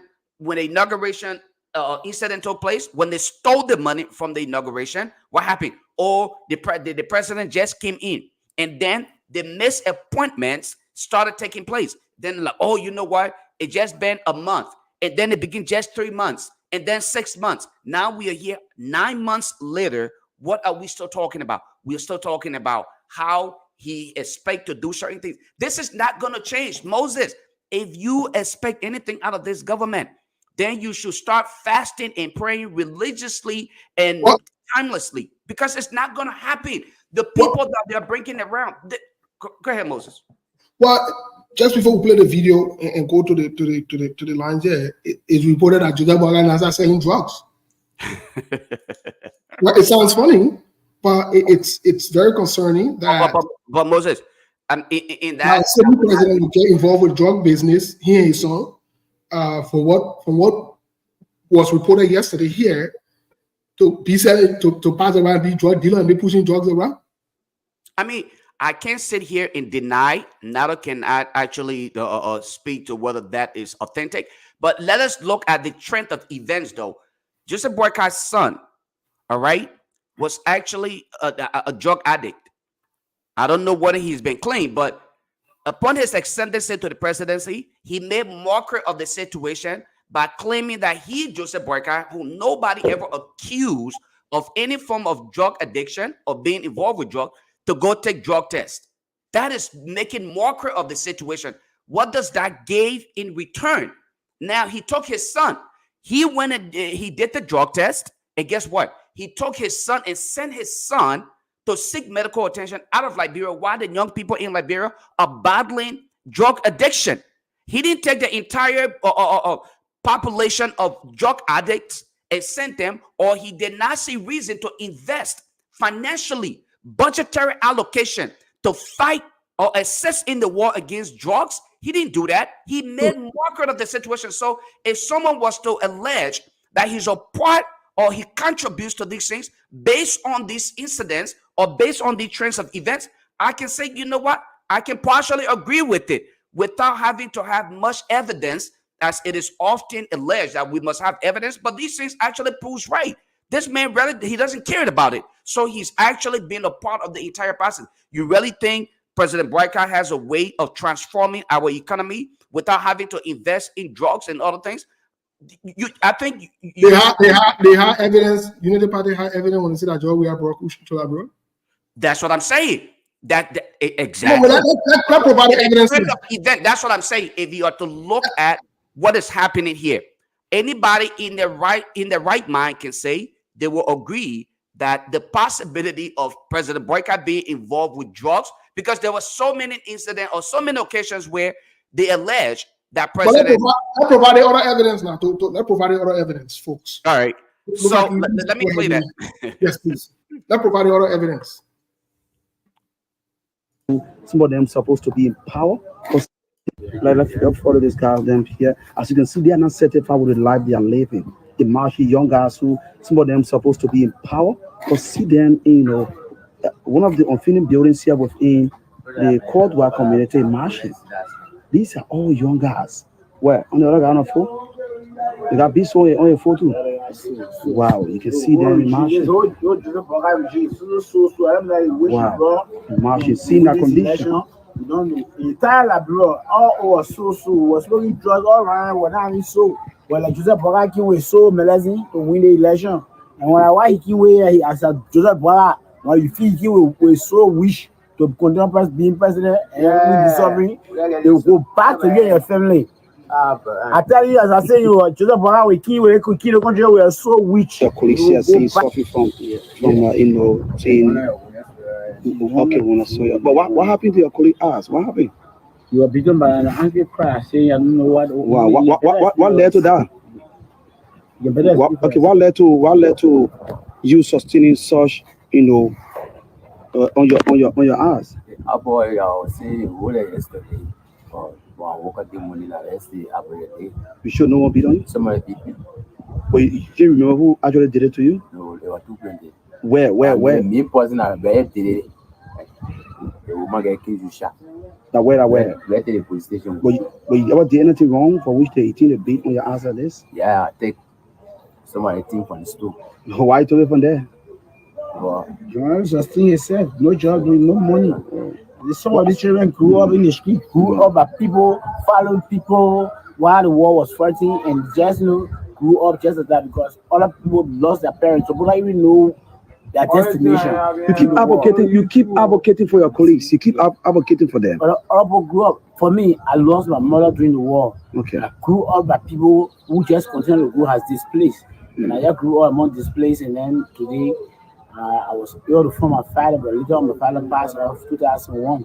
Yeah. And then I decided to form myself up by business, home business from there. I was graduated from another. So you graduated from WP Bromsky? I'm one of those. Okay. I know some of those who from WP Bromsky would also follow this. I know some of them would also like to come to your aid. Maybe some of those are you all graduated together from the United Methodist High School you mentioned about.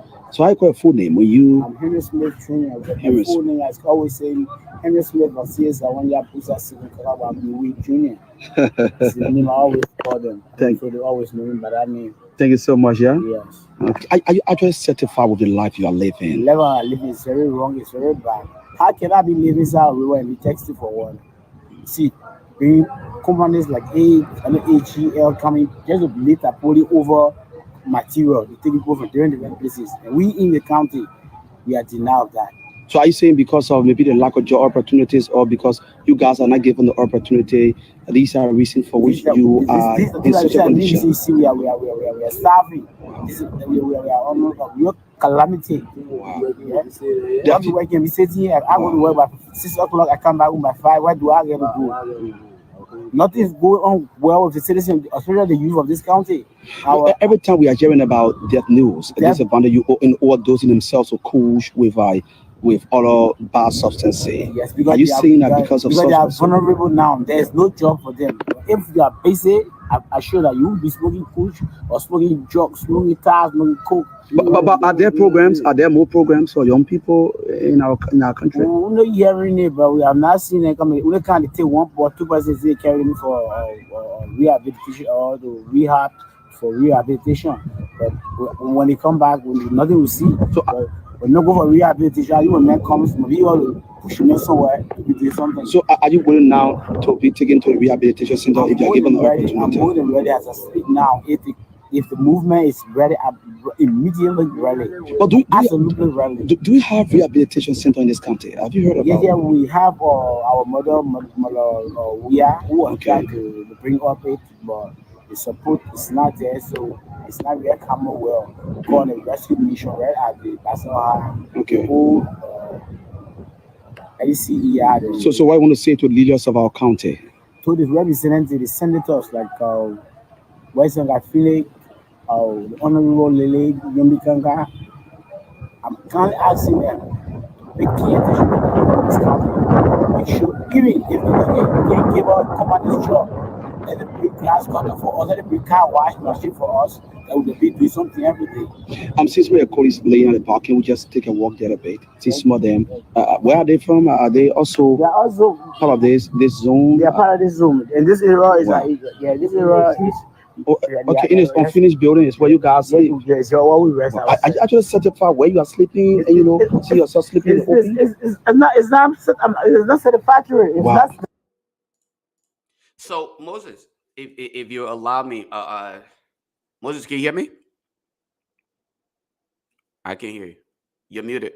We can hear you, Lofa. Okay, so if you will please, I know you guys went on the take calls, and I'm sorry I actually joined you guys late, but that video, I'm glad that you guys play that video, but I also want to play a video from Paul Lumumba. He mentioned something about you guys. I guess Monk spoke to this China deal, the $3 million that is in a tunnel that Liberia is supposed to benefit from. But I also want to highlight something that is happening right now in Liberia, where some of us don't even know how to speak our native dialects, not to even speak of being fluent in our native dialects. Now, China or the Chinese now have a program, a national program on the national radio, teaching Liberians how to speak Chinese. Okay, they're not trying to. Let's listen to let me share this real quick here. I just wanted to kind of give our audience a little bit of insight as to what is really happening. And some of these people are looking at these things like, okay, we're about to benefit. No, you're not benefiting. You're not benefiting a dime. At the end of the day, you will end up as victims, and that is the honest to God truth. Let me see if I can get it here, Moses. Let me just get the right. I think this is it. Yeah, folks, while Lofa is uploading that video, just so you know you're following SKTV. We'll be opening the lines very soon for people to contribute. Please stick with the topic or the conversation at hand. These are serious matters. These are serious things. It is. And we expect you to address it from a serious standpoint.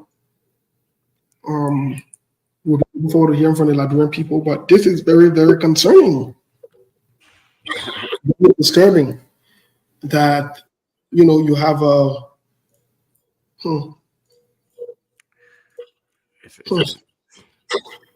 This is intriguing, where you have they're teaching your Chinese now, or they're not teaching your Pele. Oh yeah, they're not teaching us how to speak Loma, Basa, Kisi, but they're teaching us how to speak Chinese. Well, maybe on the next time we're talking, hopefully you'll not be speaking Chinese on the show with us. Yeah, so we're waiting for Lofa to upload that video. I saw that video. Yeah, hold on one second, Moses. Let me. Is that video a real video, or it was just something made up? No, it is a real video, bro. It is. Let me go to the. You know what, Moses? You guys can continue the conversation. Let me go to the actual site from ELBC where they were actually carrying on the program. Because what I did was I just did a little snippet of it and share it on my page. But let me go there where they're actually going through the entire process. This is an actual program that is being held on ELBC. It's called the Chinese. Dude, don't take it from me. Don't use my words. So Lofa, while you are doing that, we'll play the video here, but let's take some calls in the meantime. Okay. Go ahead. Yeah. There you go. Let me just give you kind of update from what I'm getting from Sipu. I think only one person made a contribution of $25, bringing us to 8 out of 30. So we are still behind by 22. Just before you can take call, I just thought I gave the listening audience an update as to where we stand financially. All right, guys, go ahead. Thank you so much. So Melbourne, are you going to take a few calls for us, please? In the meantime, while we await that video to be uploaded, and we'll play the Chinese video. The coming start teaching your Chinese now. And I just So thank you. 077-728-5961. That's the number to call. Anything can happen in this country. This country is the only country that anything can happen. So for me, well, we are here. If that even they want us to speak Russian or anyone, we here to speak anyone. To this first caller, good evening. Yeah, my brother, go ahead. Your name and from where you join us. Good evening. Let me say good evening to your panelists. I'm Samuel Jacob from Providence, Saudi. Go ahead, Samuel. Let me say good evening to Excellency President Boaka on the show. Let me appreciate all of you for your opinion. I know the country will get somewhere on Joseph Boaka. We will not sanction anybody for their opinion when it comes to the governance of Liberia, neither will go against anybody only because we support Joe Boaka. But the issue is, see, I've been following SKTV. You want to tell me since January 27 out to now, Joe Boaka had done nothing correct. You guys had no, highlight any good in the government. Then you tell us now, my brother, the thing very easy. Hello, Chief. When you come here, then you tell the people that, okay, some people saying that for the past 9 months, nothing has happened. This is the tangible. This is what we've been doing for the past 9 months. Simple. So hey, my man. Yeah, man. Okay. So let's call up. Good evening. Yeah, man. I'm okay, man. But I'll go ahead. Your name and from where you join us. Go ahead, man, brother. Thank you very much for the topic, level. The drug issue in the country, I just listened to the recording. The drug issue is not just on government level.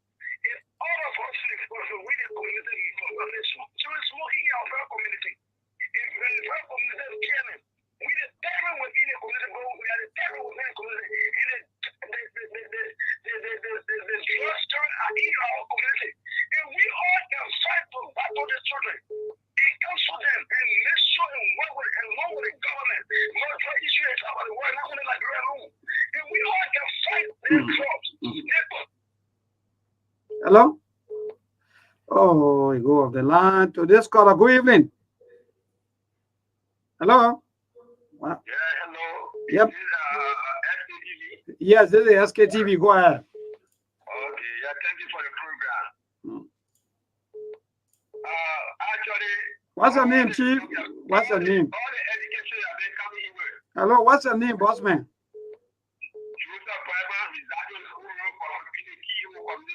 Okay, go ahead. You see, all the education that giving all is good. But Liberia, our grandfather came here to check the working country at time. I don't know what the president of the United States, the former president, George Bush. It started as an insignificant country. Everything you are doing through, they will get books.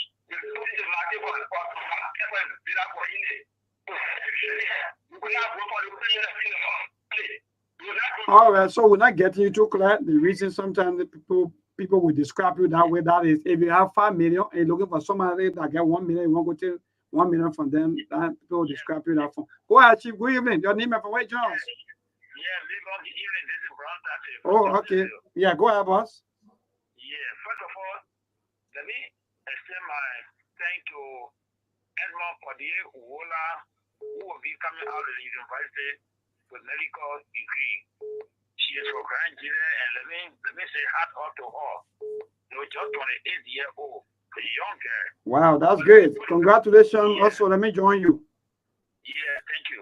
But let me go to the point.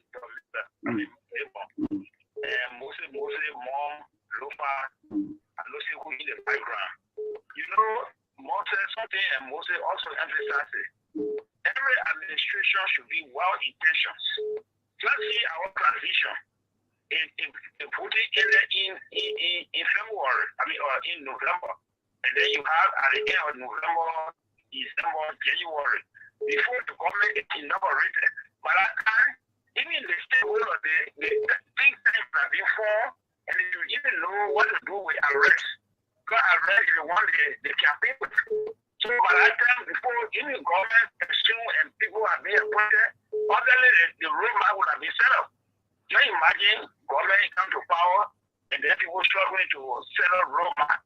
Even up to now, to define the roadmap to fit in our own environment. More always say environment. Environment is necessary. We can't take China, we can't take America to be us. We will be us. That's the only way most of the program will make impact. But yeah, this is it. We celebrate 3 million, yet we reduce agriculture budget. Thank you so much. Thank you so much.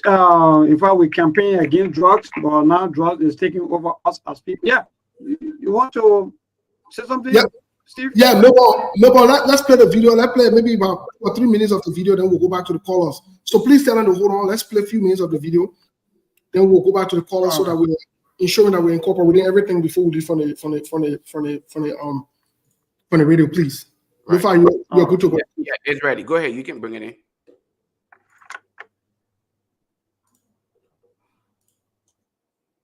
Eloquent Mandarin, saying how the relationship between Africa and China is a mutually beneficial relationship. He spoke about Africa as if it was one country. He did not remind himself, in my mind, that there are 55 countries in Africa, or 54 if you ask Morocco. And I listened to the Chinese president specifically mentioning the Gambia and a few words on Sao Tome and Principe, that they were welcomed back to the world because they had renounced their relationship with Taiwan and they had now recognized the one China policy. Do I say this because there is anything wrong with China? No. I'm saying this because the Chinese are providing leadership for their people. They know exactly what they want for their people, and they are doing exactly what they want for their people for the benefit of their people. The question that I'm posing to us, do we know what we want for our people? Are we doing what we need for our people? And the answer is, I doubt. Why do I doubt? I doubt because at the end of the entire enterprise, the Chinese president said that he had given, or his government had given, 60 billion United States dollars to 54 African countries. Notionally, therefore, each country would be entitled to no more than 1.5 billion. Half of the presidents who are present in China, each one of them, half of them, can produce 1.5 billion. Sportsmen in Europe and America, including boxers, can earn $1 billion in a single bout. And we are here celebrating. Okay. So, guys, I wanted to play that part, and then let me play the next video. This is the video from China. I guess we have a Chinese school in Liberia now.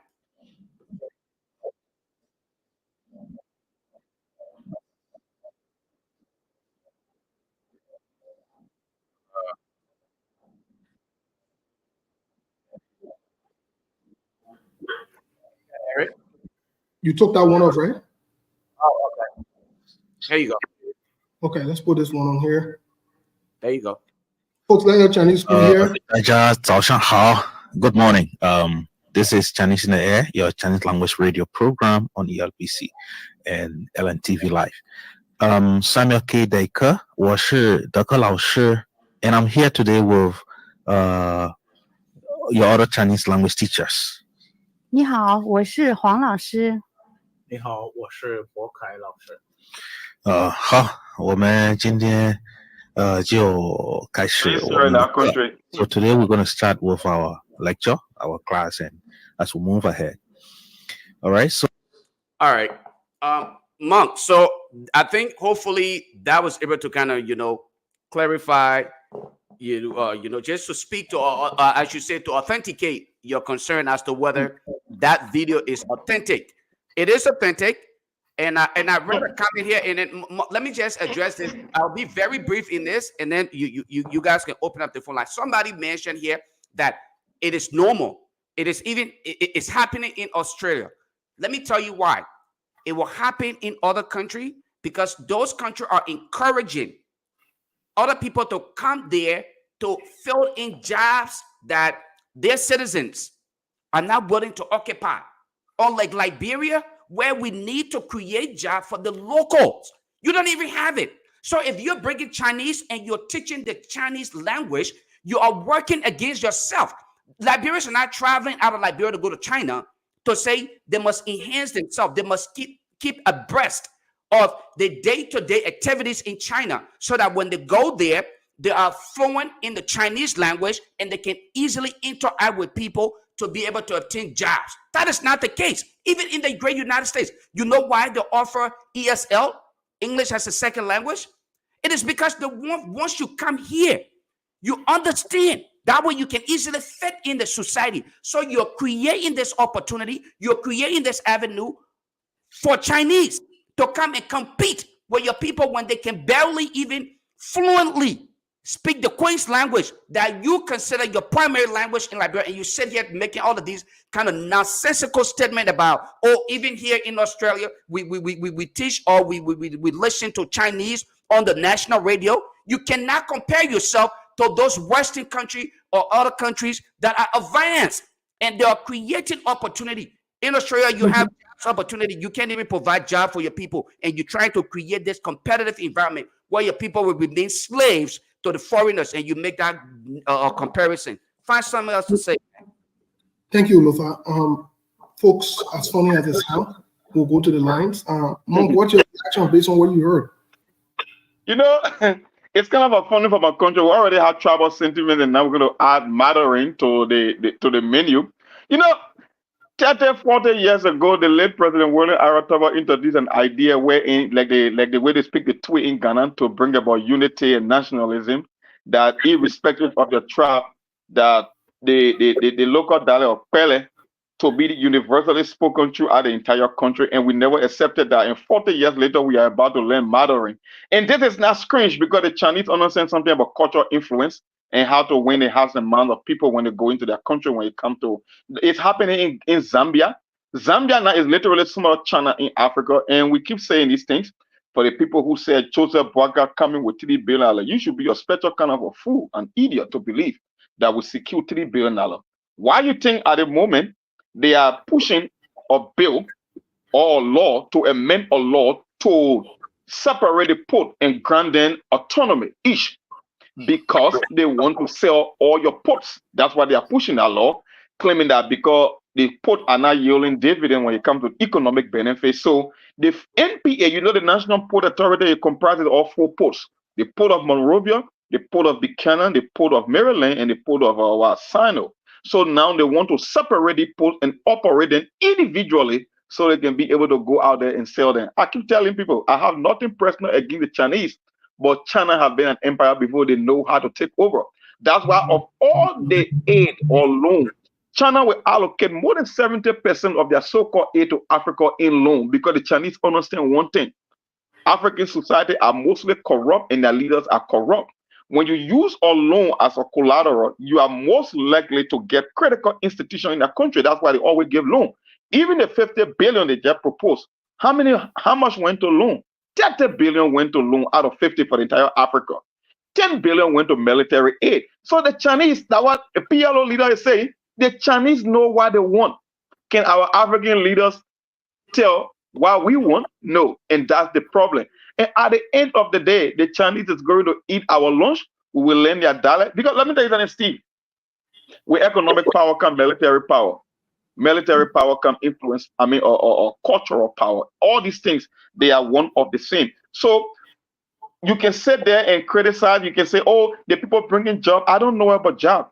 The matter of fact, we did research. We say, according to the research, that even American and British firms are requesting that when it comes to memorandum of understanding, people should be held accountable, because the Chinese are not noted for following up on that memorandum of understanding. Matter of fact, 7 out of every 10 memorandum of understanding from the Chinese and not follow on. They don't play by international rules because they are a communist state. They run a different set of government in China. So if you want to open your door for the Chinese in the name of job, in the name of investment, I just tell you, you can go ahead, but just know there are consequences and there are prices that you are going to pay. And Lofa just said it right. When you talk about job and creating opportunity, you don't even have job for your own people. China is not noted for empowering. Look, let me tell you, the European colonial master, they are not of any. I can say they are 100% free from some of the sins they committed in Africa. But the one thing that they did, they train our people.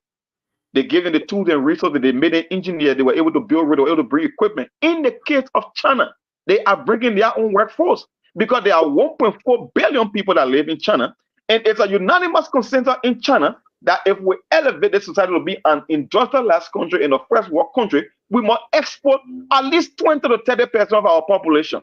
So why do you think they're targeting Africa? Because they cannot come to America, they cannot go to Europe. The only one continent that got a bunch of idiots in power that is always see opening is Africa. Because they believe they can take advantage of Africa. That's why they will keep shipping people. You won't tell me to a Chinese man selling potato green in Liberia, or he frying Kelly Willie in Liberia. He's doing a job that the average Liberian, the poorest of the poor, that should be doing. And they're doing it well. So how can you make the case that they are coming to bring employment opportunities for you? Why not sign it on a business deal? Why not bring the if China want resources from Africa? China is industrialized now. They into machine learning, they into AI, they are spreading everywhere, even competing with America. Why you cannot open this very same factory and produce finished goods or semi-finished goods in Liberia? Why? Because they're not interested in creating jobs for you. Unfortunately, our politicians don't see it that way. For them, they think it's about stealing. For them, they think it's about getting the most money from China, put the country in debt so that poor people can suffer for decades and decades to come. And that's what the game is all about. That's why the guy said, the Chinese know what their people want. African leaders don't know what their people want. And that's the problem for Africa. That's why we are the poorest. Even though we are the richest continent on the planet, but we still remain the poorest in the world. Everybody got sense more than us. That's just the reality. So just before we go to Melbourne here to take a few calls, we'll take a few calls on that, but let me just say this. Let me say this. Any country, anybody, start any kind of negotiation, any kind of contract or anything by teaching you their language, it means that they're going to take over. Let me tell you again. When people try to impose their language or teach you their language that you must understand them, that means they're setting the tune to take over. I see you complaining about the full people. And you can't get land, you can't get jobs. I see you're praising the Chinese movement, you're following people like Eugene Fagone, who are hopelessly hopeless in life. And the one you're following. I see you're making noise for them and celebrating them. This other one I put your hand in. Anyway, let's get to the line. Let's hear from Oprah. It sounds like so interesting. By the way, the line keep blinking. So let me get to the line. People call today. Call. Good evening. Yeah, good evening. How are you? My brother, great. Thank God. Go ahead, Chief. I don't know how I'm to answer you. From Israel community. All right, go ahead. Yeah. Thank you very much for the show. You know, sometimes it sounds laughable when people ask, since Joseph Wagner are taking over, why you people from SKTV cannot say anything good about it? What did they say anything good about Georgia? Did they say anything else good about Georgia? Georgia pay university student school fee, they say was nothing. If they want to see, they say was nothing. If they say rule, their own Joseph Wagner said a Kwasa rule, but you're riding on it. So who will tell somebody who have made the country to be worse just in the first few months? Trust are taking over. When you say that you're bringing trust, who are there for evidence? And tell God, one of the callers said, I think he's involving the drugs, isn't it? I know you can't do it. You're the head of drugs. You are now. All right. Thank you so much. To this caller, good evening. Good evening. Your name and from where you join us? Good evening, Melbourne. Good evening to the rest of the guys on the show. My name is C1P Willie, and I join you from Soapany District 4. Yeah, go ahead, boss. If you can permit me, let me just give you urgent information for you quickly. Can I? Yeah, go ahead. I hope that it'll be good for the radio. For a young guy between the ages of 25, 26, 27. I cannot tell because I'm not a doctor or I see a live or from what I've seen from the local team is that he's dead. They say where? Right? Where? Right in the principal street of Red Light, there is a coaster called West Africa Coaster, right in front of it, right in the middle of the road where they get that concrete that separated two sides, two lanes. Right there. Young guys lying there. You go close to find out as to whether he was maybe one of the disadvantaged youth. From what I've seen, it seems to be. All right. So the SOI called to the Liberia National Police, but go ahead. To your question of, the next 9 months what we expect to see, for me, for the inception of this government, I feel a bit disappointed, but I'm like, vindicated, because I guess this government is going nowhere, because our board said that before you tell somebody future, you should look in their past. When I look in the past of our current president, there was a president that when he took over the party, everything went scatter. You journalists are witness to that. When the CPP came together, even a woman, sorry, I'm not being too patriarchal by saying that, even a woman led a CPP. All right, I think we're going over the time. Thank you, Chief. We're going to get up on the time. We're going to go to this caller quickly. Good evening. Good evening, Lagos. How are you doing, Lagos? I'm okay. Yeah, go ahead. I listened to the Chinese program, but Lagos is Chinese funny. It's that Taylor Tahan when he sold to him as an anything like a God, Liberia, and he never wanted a Chinese program. He can't be on our scholarship. So now the administration was only Chinese funny. I don't know. We just have a prayer that God will help us. I think we don't know what the Chinese want to do in Liberia. But the thing really is spread. When I energy is done, when I look at Liberia, so for one on the scholarship, you're not learning Chinese, you're not going on scholarship. So now that today. So that means, so that means the Chinese, they have the special scholarship. Yeah, so you know, Liberia, you have anybody that can so more on the scholarship, you're not learning that language, you're not going on scholarship. The rest of you go on Liberia president, it's not heading that. Okay. Thank you, Chief. Yeah. That's the country we live in. Quickly before we go, the last caller, after over. Yeah, my brother, go ahead. Go ahead. Yeah, go ahead. Yeah. At least when you come on this one, you're not be talking. You said, well, I can never be 9 months in power. For January 22nd, January 22nd, yeah. We make 8 months. By metro, January pay. Hello. Hello, Chief. Yeah. And the government to January pay, right? No, I'm asking you, what are the top January pay? Is they top pay during January or if I for the month of January? I'm asking you. The top pay on the government. Okay. You lie. After January 22nd, Joe, when I'm president, you lie. You see, you like a kind of feel when you say they lie, then they say you're disrespectful. But how can you come here and want to lie, as old as you are? And when you talk it, then they get vexed. But this is crazy. For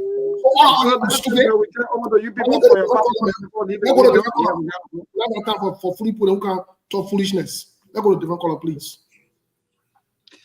Because of time, so I want to just stop the call now and cross over so that you people can maybe because we gotta go. Well, so the last call, hello? Yeah, please. Yeah, go ahead.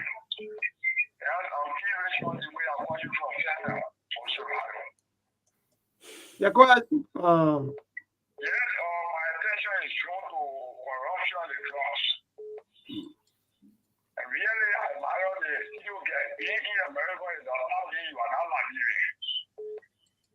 Joseph Walker was was president for this country for 12 years and corruption was vampire in the government. Today he's commander-in-chief of the armed forces of Liberia and he's full of military delay. It's a race. Drug is a weapon of mass destruction to this country. Why, as a commander-in-chief, you can't take swift action? When the COVID-19 came, we saw more armored vehicles in the street fighting the COVID-19. Today, God taking over the country, the commander-in-chief is not able to give command to fight drugs. As they were declared as emergency or security emergency. Today, we are dying from drugs. All right. Thank you so much, Chief. Yeah, thank you. We gotta go. Yeah. Just before we react to the callers, I got a caller here. Quick, let me take this caller for 1 minute, please. Caller, what's your name? Where you calling from, please? Hey, good afternoon, Steve. Good afternoon to Lamont and then Lufa and Mayborn. Great show, guys. And usually when I call in on these shows, I try to commend your effort. You guys are playing your part. Why is people that have no part? Different political persuasions, but whatever time you can allocate to come here and try to educate the minds of the Liberians, I think is commendable. I must commend you guys for that. But you know, two things I really want to touch on real quick. That video that Nufa Julius showed, people should not take it lightly. But here's the thing. If you're going to formalize the education of Mandarin in that country, don't be surprised that it will come to a point if it becomes a kind of broader thing that people will not even be educated to the official language of that country as compared to Mandarin. Because that's the effort they are exerting over there. It's nothing small to play with.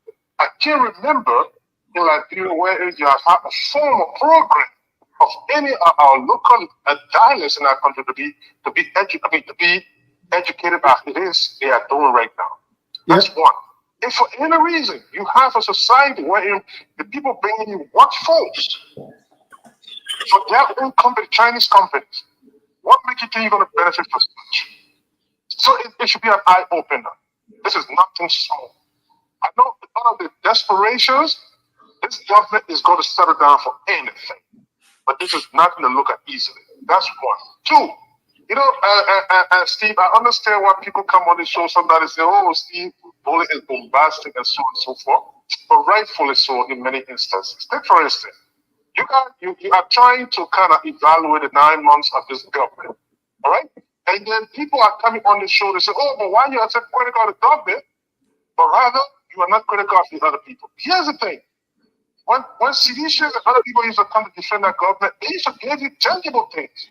Whether you like it or not, they used to point to the corridor road, they used to point to the hospitals, and so on and so forth. You already name it. They used to point to even the Freeport headquarters. But please tell me, to come here and be angry with Steve Bowling and say, oh, the kids talk positive about the government, show me why you get it. And the others go to educate on it. But just to come and attack, I think it's kind of ridiculous, Steve. But again, let me not take all your time, guys. Thank you so much. Thank you. Well, just before we go to the guys quickly, for we'll be leaving the radio here. We'll close it up for today. Let's start with Monk. Monk, what say you? What is your reaction to what you've heard in support? Well, the whole thing about the Chinese thing, that's what we said. There is more to come. Mandarin is going to take over Africa because the Chinese is going to use their military and their economic influence apart from their investment influence. Because I know, for me, I like to follow geopolitics. Because I keep saying that when you got local politics, you got geopolitics. If you really want to understand politics in your country to know what politicians are doing, just study international politics or geopolitics. When you understand the bigger picture, then you know exactly what's happening right before you. And that's the same thing happening everywhere in Africa. Our continent will be overrun by the Chinese. They got more population. Matter of fact, they're the most populous country on the planet. And they are into industrialization, something that Africa needs when it comes to investment and job.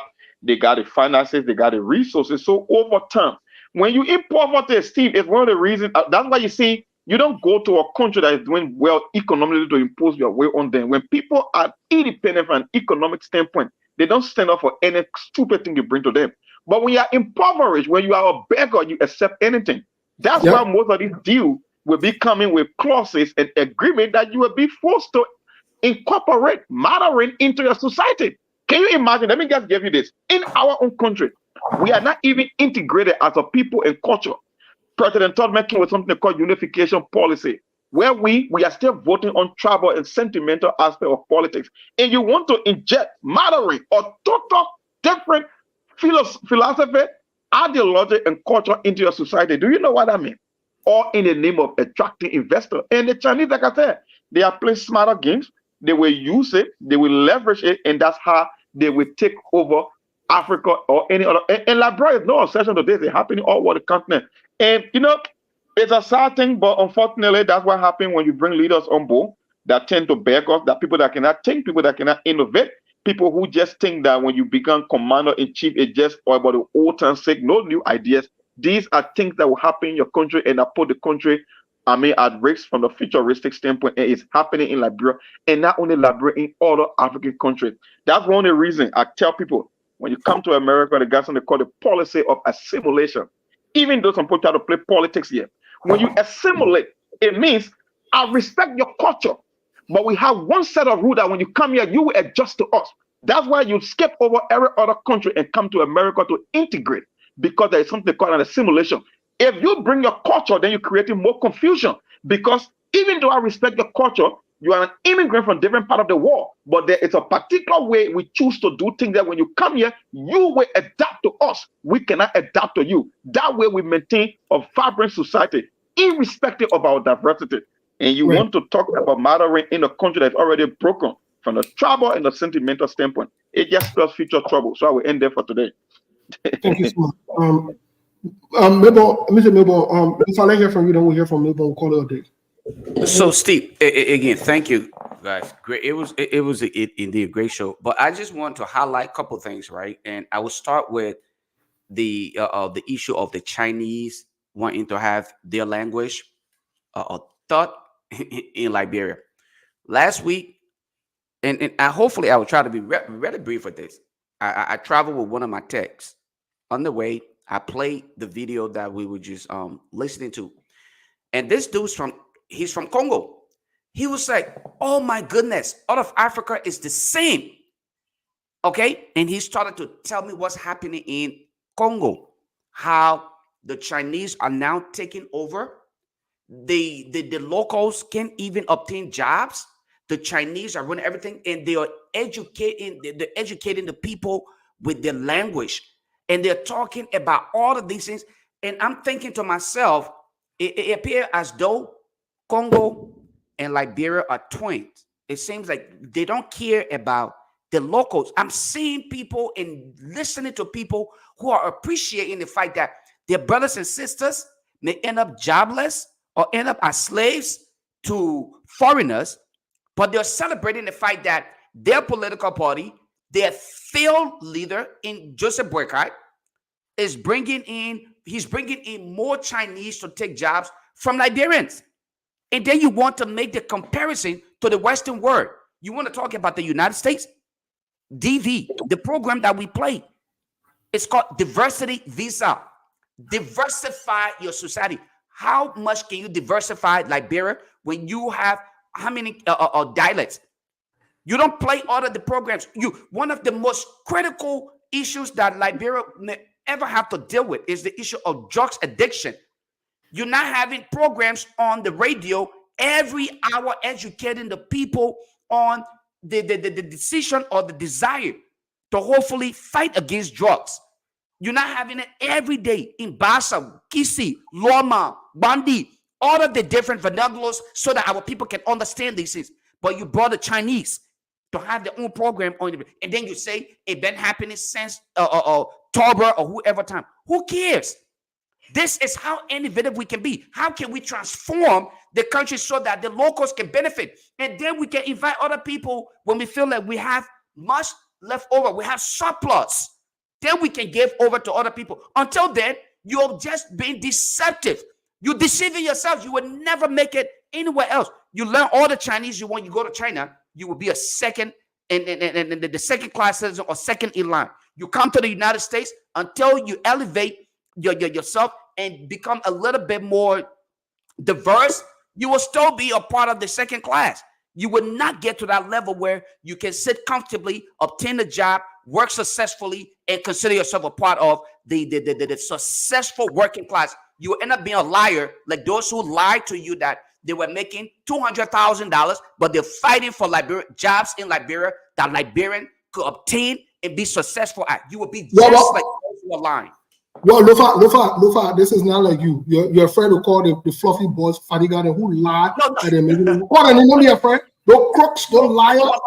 Moses. Yeah, the thing about it though, they're not the only people who made. Well, they are the most recent people that came from America. There's several Liberians. They're the most recent people. My man, you're not protecting your friend again. You will not protect Moses. They're the most recent people. They're the most recent people that made that allegation. And I agree that claim came from Fadiga. I agree, but there are other Nigerians. What you're afraid to call a name for? You're afraid to come after you? Do I look like Moses? Do I look like somebody to be you sleeping, right? Wake up. Do I look like somebody to be afraid? There are people who claim that they graduated from Princeton University. They were out here doing all of these businesses that were making other money, and all of a sudden they went to fight Liberians in Liberia for jobs. When we're supposed to be creating jobs in Liberia, when we're supposed to be working out here to create opportunity for the people back home so that they can be able to inspire for more, but they're going back home and fighting the people out there for jobs. That's being selfish. There are some of them who claim that they went to Harvard University with the title, and they're claiming that they can't work anywhere else in the United States. They have to go to Liberia to obtain some kind of government job. That one you're talking about, Jerry, let me appear a liar too. No, Vandela Patrick graduated. Vandela Patrick is hustling for a job right now. So exactly. So then what's the difference? That's why I generalized my statement. There are a lot of them. Vandela Patrick then are the shameless people that we can talk about, that can talk on both sides of the mouth. And he on criminal stand on Witherspoon show, bouncing around. And he read him funny thing about America a few days. I see him read a bunch of crap. But he's a disgrace. But I'm like, America going to school, asking for student loan and all the other one. Those people are disgraceful people. I'm not worried about Vandela Patrick because they're all jokes. Anyway, let's get to Melbourne. Let me go give you closing statement. Yeah, because now you want to tell them, you want to add it. In fact, we are. They said they went to Harvard, they went to all the BB school, but they can't stay in America to compete. They get a job here, they pass around in Liberia, and they go back to the same criminality and do the same thing. That's the kind of greedy hunter stuff that some of us will be talking about. Like, for example, some of you can be at that kind of a country where the land of opportunity, then you come back here, get people and be fighting them for peace of job here and there. But again, my brother, we got to go. But thanks to all of you. Thanks so much for the wonderful show. And again, we usually keep the time, especially for our chairman, Musa Hassan Belete, but saying they join us on today again. Thanks to all of you. And quickly before I go, let me just say this. I was just following the Henry Costa not too long, and he said this, that in fact he's not going to talk for anybody anymore. He's not going to do market war, bamboo draws, or fame. He's looking for money, and he's going to support, or in fact he want money and he want to build his family. So to those of you now who are depending on Henry Costa, he said we should tell you that he's not here for that anymore. He's not going to, because you're the one that voted for the government. So stop calling him to come out to speak. Thank you so much. Lofa Julius, happy, a wonderful Sunday to all of you. Good night from my end. Remember, let me say about closing statement now. I will not say my I'm waiting for you now, but I'm going to say good night now. I'm not talking. Let me say this. Yes, it is true that foreign languages can be taught at university levels in different countries. That's true. And there is nothing wrong with that. However, it is unprecedented and confusing that we have a Chinese broadcasting show on the network just when Joseph Boakai and his crew left from China and lied to us that it secured $3.1 billion there. Let me say this. These things are not mutually exclusive. In fact, why do you even care what you think? that to have all these conversations. When Eugene Fagon on that trip, someone all raised the concern. Why they carry him? The laws are checked. They don't need interpreter, and Eugene Fagon did not speak Chinese. So carrying him was as useless as it can get. But this was all part of the plan in the woodwork. Let me say this. This is where some people can say, well, some of us, we got hot and we don't care about the people or whatever it is. I believe in choices. I believe in when you make decisions, you get the outcome of the decision, the choices you make. That's what I believe in.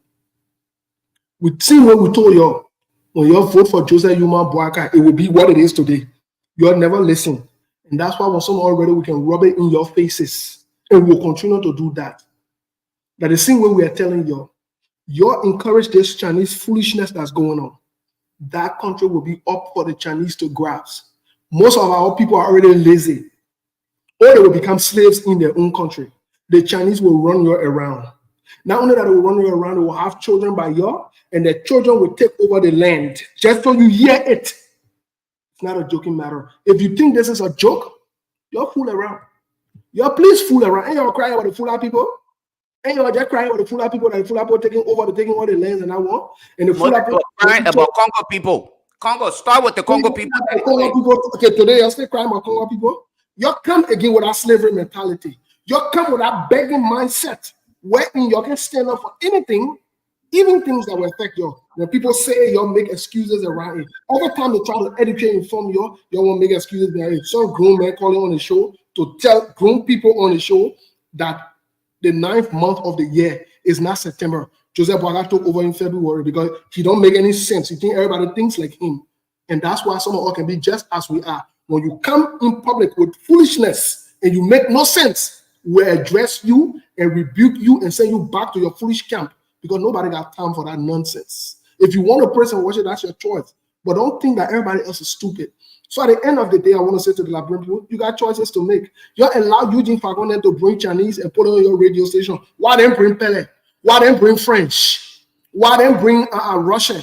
Why then bring Gisli? Why then bring Loma, Bandi? Why? Why must they make Chinese a priority on our national radio station? Are you serious? And you say the patriotic? You'll be wasting your time. We are again. You'll be wasting your time. Folks.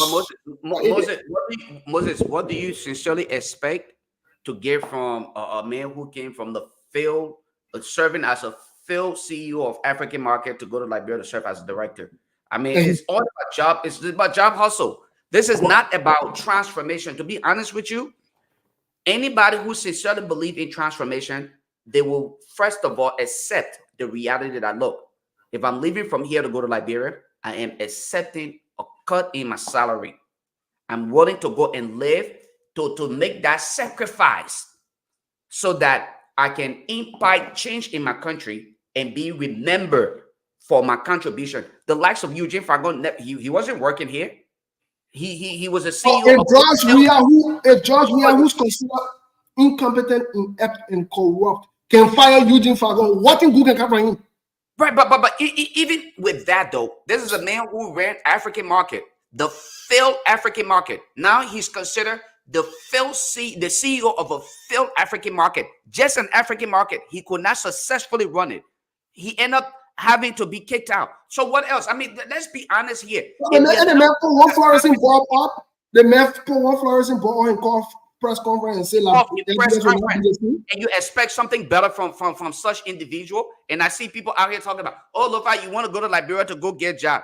You know, some of these people, I don't blame people for making these assertions. And the reason why I don't blame you when you make these assertions, at first it was upsetting, but then I have literally gotten myself to the point where I believe you have reasons to make these assertions. Simple. Those who told you yesteryears that they had no desire for government jobs ended up at the very front of the line when they won elections. They were kicking you in the back because they wanted to get government jobs because of whatever the status or whatever it is here. So when some of us are speaking, you feel like we are part of the entire process. It's just continuous. So I don't blame you. You're absolutely right when you say people are out here fighting and doing all of these advocacy for job because, again, it's like a woman who never experienced true love. If you're giving true love, she probably would not believe it because she thinks that you're trying to be a playboy. And that's how most of you are. You don't know what it is when people are being sincere. And I'll say this on SKTV, like I've said on numerous other platforms, all right? I have no desire from any appointed government position in Liberia, today, tomorrow, whenever. Record this. Save this in your phones or wherever you can. If I'm ever appointed in Liberia and I accept that job, never respect me or anybody else in my family that come after me. That's what I'm saying. I'm not saying that I have no desire. I'm not saying I have no desire to serve my country or contribute to my country's growth. But I am in no point looking to take away from those who deserve to be given. They will appoint you as Minister of Technology. Take that to Fadiga, who claimed he was in IT, but he's now going to France to go serve as something else. Dude, y'all got jokes. Liberians, we are full of jokers. Why you're belly-driven crooks. Man, crooks was small. They've been in BM business. They've been in BM business. I don't today I know the crooks, so I don't take them seriously. It's all about their guts. That's it. Nothing. Everything is all about their guts. So for me, on a personal note, I got no respect for both of them. I know they've been crook from day one. I know that's who they are. That's how they survive, and that's how they will live for the rest of their lives. They got nothing tangible or serious to talk. They're shameless. Those boys actually have been doing them for miracles on a BM, they're on BM level. How they've always lived. I don't want to answer this seriously. People that who pass around and vouch for another criminal instant go to court to go. You know what that means? And you tell me say security man, you should be security man, true security man, and go stand with a felon. The only security minded people I know is Jonathan Collins and Steve. Those are the security minded people I ever interact with. That joke there. You a federal agent and you go stand with a felon. You not see it before? Federal agent come for a felon. You not really see it before? And no joke them passing around with a big goddamn bunch of criminals. I don't want to listen to. I don't tell the two brokers seriously. They're not serious money. So for me, they already know what time it is. They were blessed, like several blessed, and several times I slow down on them back in the day. They don't want it. I want to bring a criminal record from BM back in the days. And they're being arrogant. Not only that, they got rebel record too. Oh, yes. We're getting to that when the time is right.